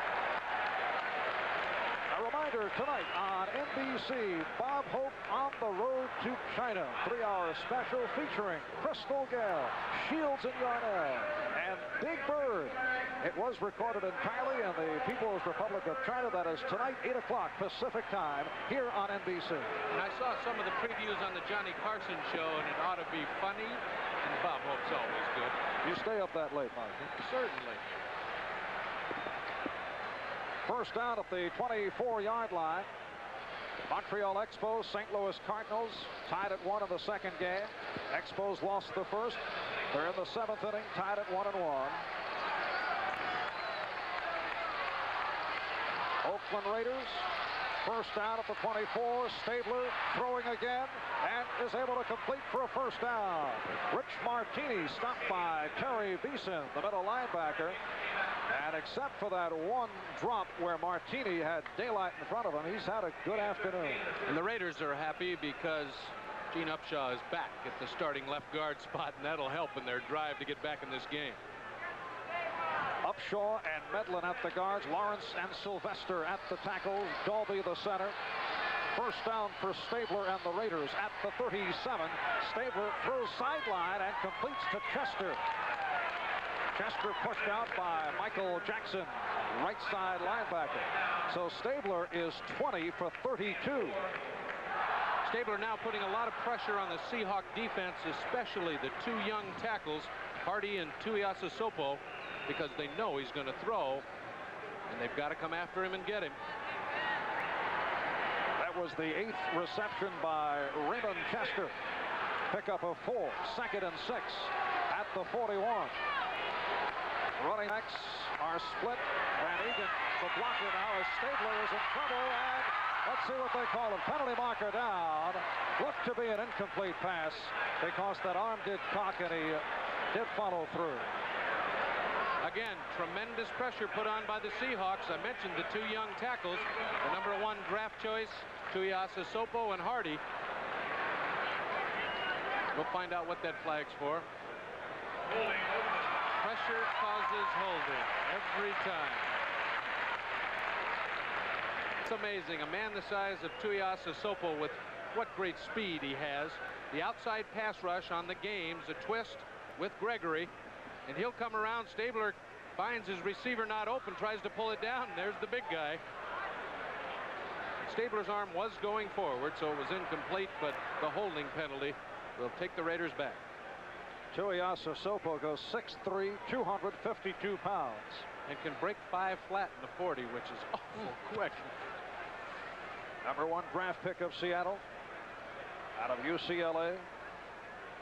You saw that replay. Carl Eller also all over Ken Stabler. Seahawks are no dummies. They know they're going to throw. 10:24 left in the 4th quarter. Raiders trailing by the score of 20 to 10, and now they mark it off. Holding, number 68, offense. Repeats. Dan Medlin, the right guard for the Oakland Raiders, man who is replacing the injured Mickey Marvin, who is out with a swollen knee. It's called for the hold, so they play it over 2nd and 16 at the 31-yard line. 5 defensive backs for Seattle, and Branch able. No, let's see if they call it a completed pass. Then he fumbled. Yes, that's the call, and it's recovered by Seattle. Terry Justin, a second-year pro out of Oregon State, on the recovery. Branch had it. He was spun around, and it's one of those situations where you have to wait and see what the call is. It was called completed pass. We'll see if he has control. Branch has the ball, makes a turn, a step. Oh, yes, he had plenty of time, and then it just slipped out of his hands, and Justin was there. Johnny on the spot to pick it up. That is the 4th Oakland turnover. The Seahawks get it back now with 10:16 remaining, 4th quarter. This Saturday on Sports World, the FINA World Cup diving from the Woodlands Country Club near Houston, Texas, featuring many of the world's top international divers, and the USAC Dirt Car Racing 100-mile race from the 1-mile dirt track at the DuQuoin, Illinois Fairgrounds. Sports World now Saturdays here on NBC. This coming Saturday at 5 o'clock. 1st and 10 at the 43 off that last Raider turnover. Seahawks with the 20-10 lead, able to take over, and this is Dorning who is stacked up. Dave Browning, the right defensive end, along with the middle guard Dave Pear, combining to make the tackle. Jones, Pear, and Browning up front for Oakland. Hendricks, Johnson, Villapiano, and Martin, the linebackers. In the corners, Hayes and Williams. Williams replacing the injured Monty Jackson, and the safety men are Tatum and Phillips. Dorning picked up about 2. It's a 2nd and 8 at the 41-yard line. Just under 10 left in the fourth quarter. Seahawks can make it difficult for Oakland if they can get some points on the board. This is Smith on the sweep. Trying to cut back, could not. Gets to the 39. 2-yard advance, so it will be a 3rd and 6 with Monty Johnson, the inside linebacker on the left, making the stop on Sherman Smith. This is the must down for the Raider defense. They've got to stop him here, Marv. That is a final. The Chargers defeating the Buffalo Bills 27-19. San Diego had their hands full today. But they're 3-0 and leading the AFC West. 2 teams right here are interested in that score. Bills now 1 up, 2 down. Here's the 3rd and 6. And Zorn to throw. One-hand catch by Dorning right at the first down marker. He swept it in with the right hand. Monty Johnson making the stop. Beautiful catch. Zorn again one-on-one with the linebacker with his fullback Dornick. Watch him stick out that hand and say thank you. Oh, what control. Great catch and an important first down for the Seahawks. That's a combination of good hands and perhaps some stickum. A little bit of luck, too. Sure, yes. All right, 88 is Brian Peets, the tight end. Checking back in. First down, picked up by Dornick. At the Oakland 32-yard line, we have 8 minutes remaining, fourth quarter. And Seattle leading it by the score of 20-10 off 2 touchdown pass plays. Number 80, the man in motion, Largent combining with Zorn. This is Smith, the delay. Gets to the 27-yard line. Stopped by the combination of linebacker Johnson and the middle guard pair. Again, a very conservative drive by the Seattle Seahawks. And they want to run the time down and keep the Raiders from having the ball because they can get back in the game quickly. There you see 2nd and 5 at the 27. Smith 42 yards, 15 carries. Last week picked up 59 yards against Miami on 11 carries. Caught 7 passes for 80 yards. Gives you a balanced ball game. Excellent receiver out of the backfield along with the running game. Again, Largent in motion. And the handoff to Dornick, snapped for a loss. Lost a yard on the play. Rod Martin, outside linebacker on the right. Able to put the clutches around Dan Dornick, but a penalty marker has been thrown. The Raiders taking some chances now, and Martin was blitzing on that play, the reason for the loss. There's a look at Jack Patera. He's not happy about that flag.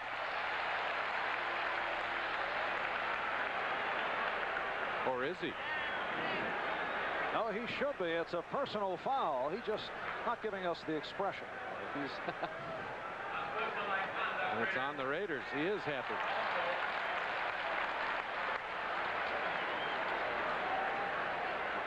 It is Flores isn't. Very difficult to read from expressions of coaches of the National Football League.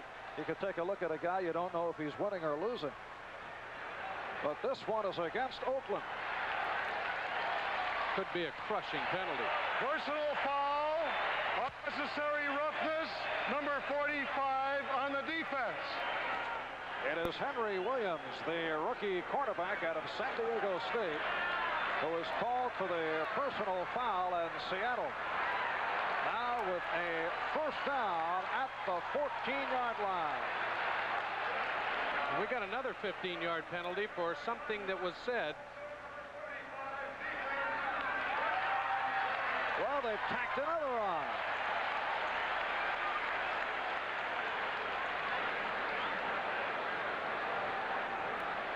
So the Seahawks now with a 1st and goal at the 7. And again, the Seahawks are doing it to the Raiders. Last year they beat them twice. They're after it again this year. Unsportsmanlike conduct penalty tacked on. That is Sherman Smith on the carry, but a penalty flag thrown. I didn't pick up the number of that second unsportsmanlike conduct.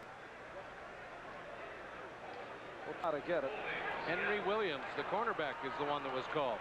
So Williams upset about the initial call for the personal foul, then has something to say to one of the officials, and they tacked it on, which certainly did not make that man very happy. However, in this penalty-filled fourth quarter, this one being assessed on Seattle. The Raiders have been penalized 9 times for 81 yards. Seattle 8 times. Holding, number 76, offense, repeat first down. It is Steve August, the Seattle right tackle, who is called for the hold.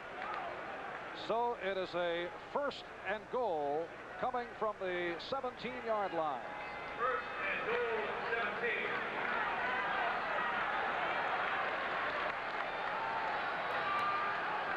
Seattle in possession. They lead the Raiders 20-10. 1st and goal from the 17-yard line for the Seahawks. And this is Dan Dorning, who is stopped. Stopped by Willie Jones, the left defensive end.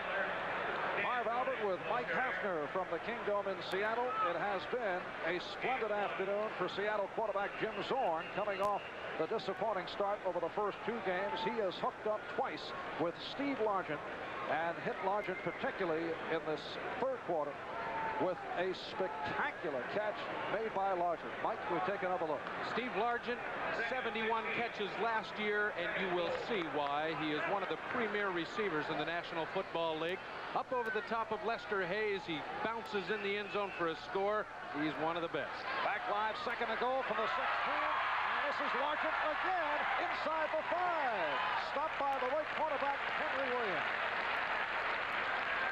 Steve Largent has been a big part of this game today. 2 touchdown receptions, and look at that. I mean, you can't make a quarterback look any better. And here he is again in this important drive. The Seahawks trying to put it away against the Raiders. This play, just the last play that took the Seahawks down to the 4-yard line. Steve Largent again. What a day he's having.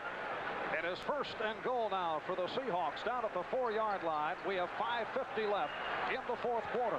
5 receptions for Largent, 139 yards. That's the best afternoon in yardage in his career. Dan Dorning, Sherman Smith are the running backs. Zorn with a 1st and goal. The give to Smith. Tries to cut back and does, and brings close to the goal line. Dave Pear, the middle guard, making the stop on the play. And now, with the crowd urging the Seahawks to go for it, it is a 4th and goal. And Jack Patera, the Seahawk coach, will do just that. He sent in the extra wide receiver. Steve Rabel has come on. Now Largent departs, so Rabel has come on for Largent for this 4th and goal down at the 1. With 5 minutes to go in the game and a 10-point lead, this is a smart move by Jack Patera. He can put the Raiders away with a score. Long count by Zorn once again. Here is Dorning, and he is stopped. Dan Dorning tried the middle. The strong safety, Charles Phillips, able to come up to make the stop. So the Seahawks fell on the 4th and goal from the 1. They could have had a field goal in that situation, but I think they would much rather see the Raiders start from the 1-yard line and have to go 99 to get back in the game as the Raiders trail 20-10. The Oakland Raiders take over now with 4:42 left in the 4th quarter. Kenny Stabler has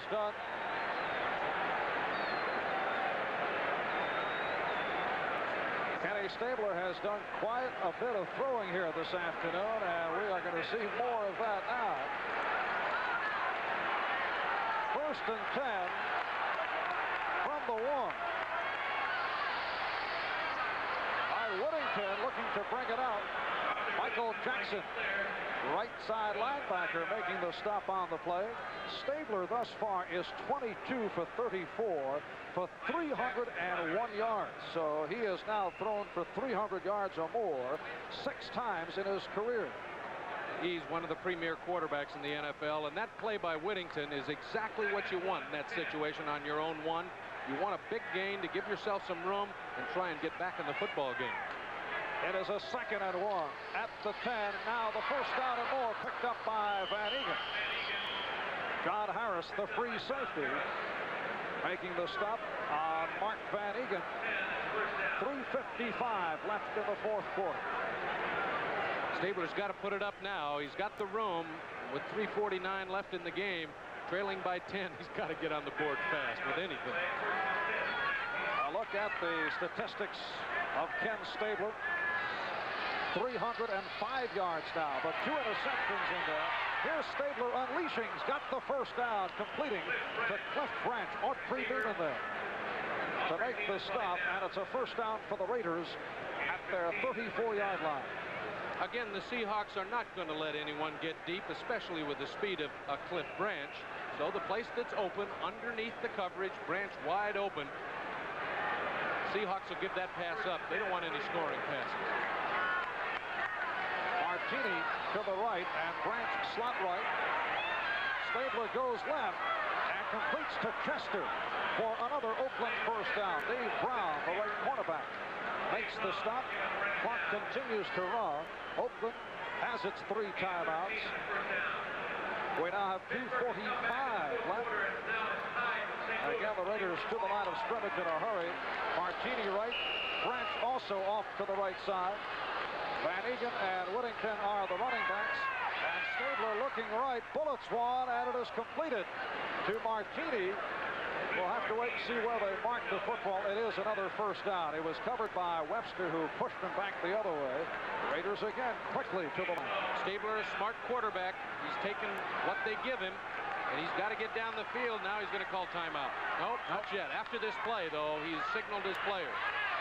He is sacked by Bill Gregory. So Gregory comes up with Seattle's second sack of the day. And Stabler is hurt. Ken Stabler, who took a beating last week at the hands of the San Diego Chargers, has received good protection throughout the day. But that time, Bill Gregory all over the quarterback, 33-year-old, 10-year pro out of Alabama. Ken Stabler, Jim Plunkett now getting set to loosen up. There's a prime example of the problems the Raiders have had at left tackle. They're playing a guard there, Steve Sylvester. He was beaten that time by Gregory, and it might have cost him a quarterback for a while. Big hand for Ken Stabler, who is coming over to the sideline. And look at those statistics. 25 for 37, 343 yards. But where it counts, only 10 points on the scoreboard. There's Gregory. Nobody even touches him. And Stabler hasn't got a chance. And he drives him into the AstroTurf. And Kenny, I'm surprised he got up. Jim Plunkett has come on as we get the 2-minute warning. And so a timeout with 2 minutes remaining here in the fourth quarter. And Seattle leading Oakland by the score of 20-10.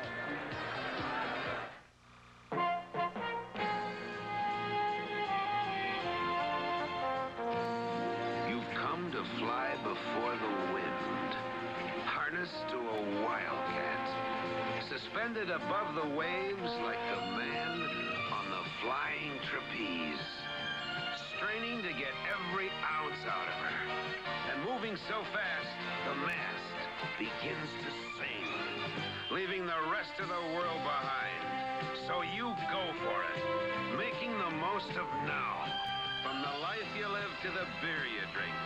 And since 1849, the beer that makes the most out of life is Schlitz. That's why every day, millions of times a day, America reaches for a Schlitz. When you're making it beer, make it this one here. Schlitz makes it great. Go for it.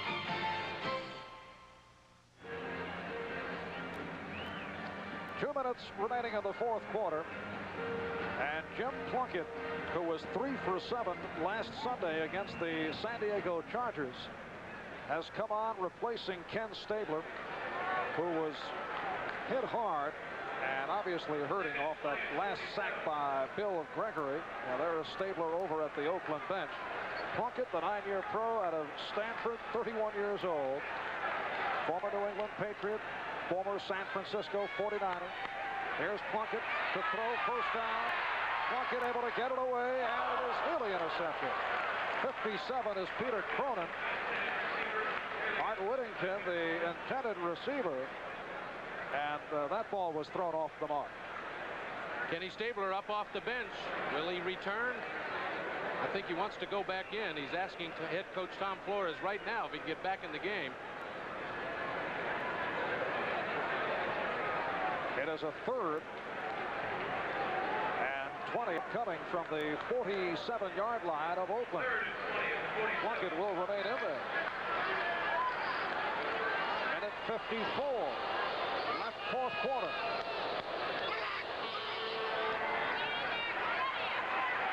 Big rush. Plunkett being chased. He went down. The ball was deflected away by Cronin. Carl Eller all over the quarterback, Jim Plunkett. Tuiasa Sopo patting the 37-year-old veteran on the head. Said, where'd you get that speed at your age? Kenny Stabler not looking very happy. And apparently he's all right, though. He was shaken up by Gregory, but looks to be okay. So a minute and 46 remaining in this 4th quarter. Martini goes to the right.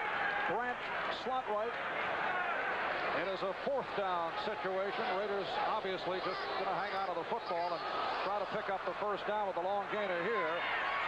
Penalty marker is down as Plunkett gets it away, and it is nearly intercepted. Peter Cronin's been all over the football in this series. Knocked it away from Rich Martini. Although Cronin would have liked to have picked it off, but there is a penalty marker down. Tuiasa Sopo put on a great pass rush, and we're going to get a holding penalty against the Raiders, I think. While we have an opportunity, I'd like to thank our spotters, John Taylor and Gary Moore, our statistician, Jack Crote. Excellent job all around. Having to spend offside, middle guard on defense, holding, number 68 offense. The play is nullified. Repeat 4th down. I didn't see the offside, but I did see the holding. So they'll play it again, 4th and 20. They will do it again. Dan Medlin was called for the hold, number 68, the right guard, and Manu Tuiasa Sopo called for Seattle. No wonder he got such a good pass rush. He jumped the count. Again, 4th and 20.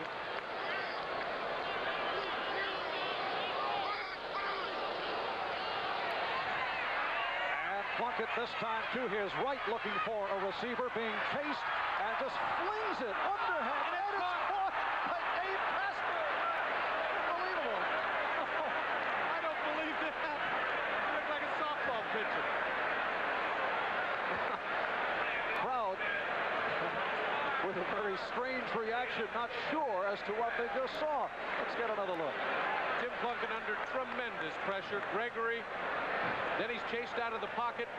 Eller turns around and chases. Tuiasa Sopo is going to grab him. There he is. Now he just throws it up in the air with no idea where it's going. Dave Casper right there. And I still don't believe it. Mike, that is not a play they have worked on. Let's watch the Jim Plunkett form. Here's how to be a softball pitcher. Underhand. There it goes. Well, they were short of the 1st down, so Seattle takes over with a minute and 28 remaining in this 4th quarter. Here's Dornick. And Reggie Kinlaw in on the stop. Let me explain what happened. We'll do it when we come back.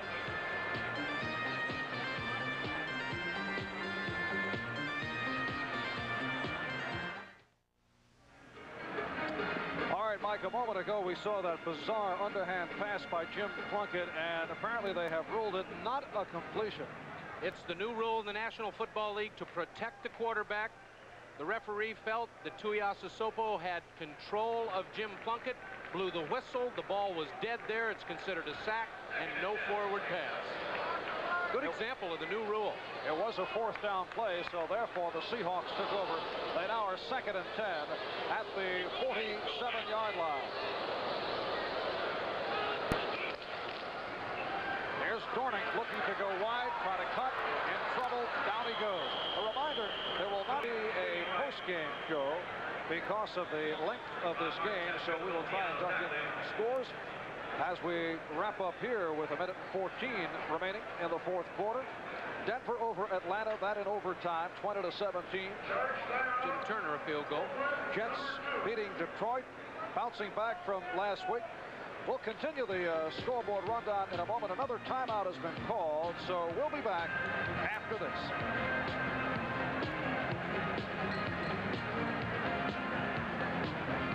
Apparently we are able to stay here to provide further rundown of the scoreboard. Right here we are wrapping up with Seattle in front 20-10. New England defeated Cincinnati earlier, 2014. Philly over New Orleans. Cleveland nipping Baltimore 13-10. Browns 3-0. Miami knocking off Minnesota. Tampa Bay over Green Bay. Big NFC Central game. And there's Houston over Kansas City. Chiefs play the Raiders at home next week. San Diego hitting Buffalo. Dallas over Chicago.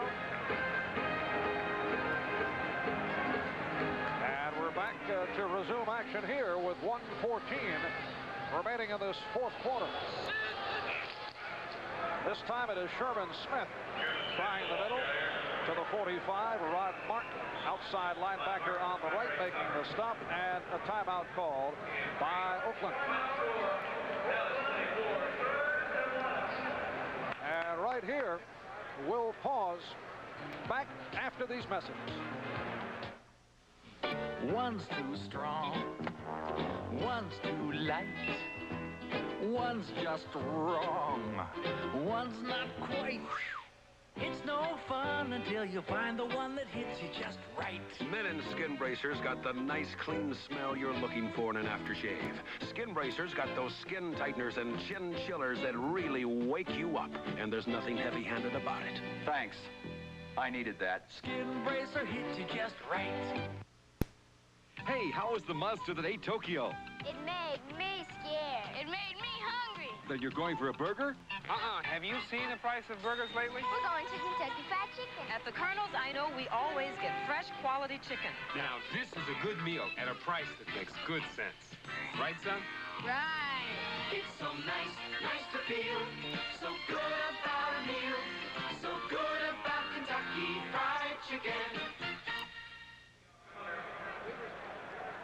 Herman Weaver now getting set to punt.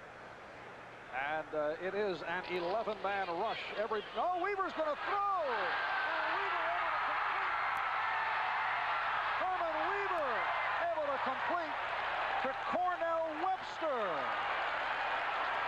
All right, let's check that one again. And take that in your face, Oakland Raiders. Herman Weaver, one of the better punters in the National Football League, and he's got Webster wide open on this big punt.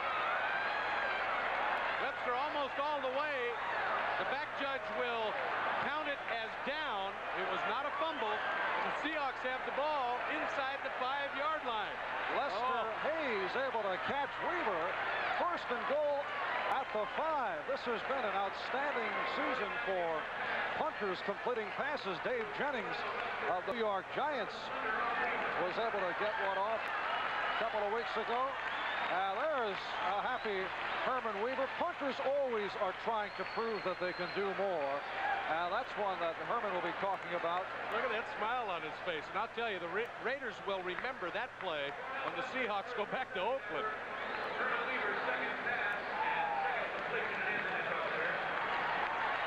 The announcement on the public address, it is his second pass in his National Football League career.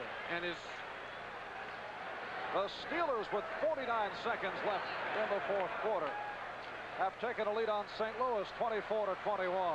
Right here, 42 seconds remaining. First and goal at the 5. Sherman Smith loses yardage on the play. Filipiano making the stop on Smith. The executive producer of NBC's football is Don Olmeyer. The telecast of today's game produced by Mike Weissman, directed by Ken Fouts, and our associate director, Dave Williams. Both clubs today over 300 yards in passing. We've had an exciting game. Seahawks leading 20-10. Zorn hitting Largent twice. as time runs down, and apparently the Seahawks, well, let's see, Zorn throws deep, and he's got Smith for the touchdown. Sherman Smith with time running down. I was about to say, Mike, apparently Zorn would not look for the TV. There's the stuff move by Smith, and you know the Raiders do not appreciate this at all. I wouldn't like to be the Seahawks going to Oakland Coliseum, but they have their rematch. They'll remember this final drive. There is head coach Tom Flores noting in his diary exactly what happened. So Jim Zorn with his third touchdown pass of the day. There is no time remaining as Herrera will try for the extra point.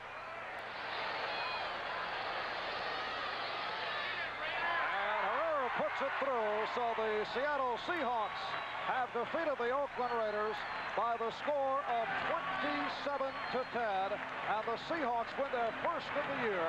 They are 1 up and 2 down. The Oakland Raiders, same record, 1-2. Marv Albert with Mike Hafner saying so long from Seattle. Promotional fee has been paid to NBC.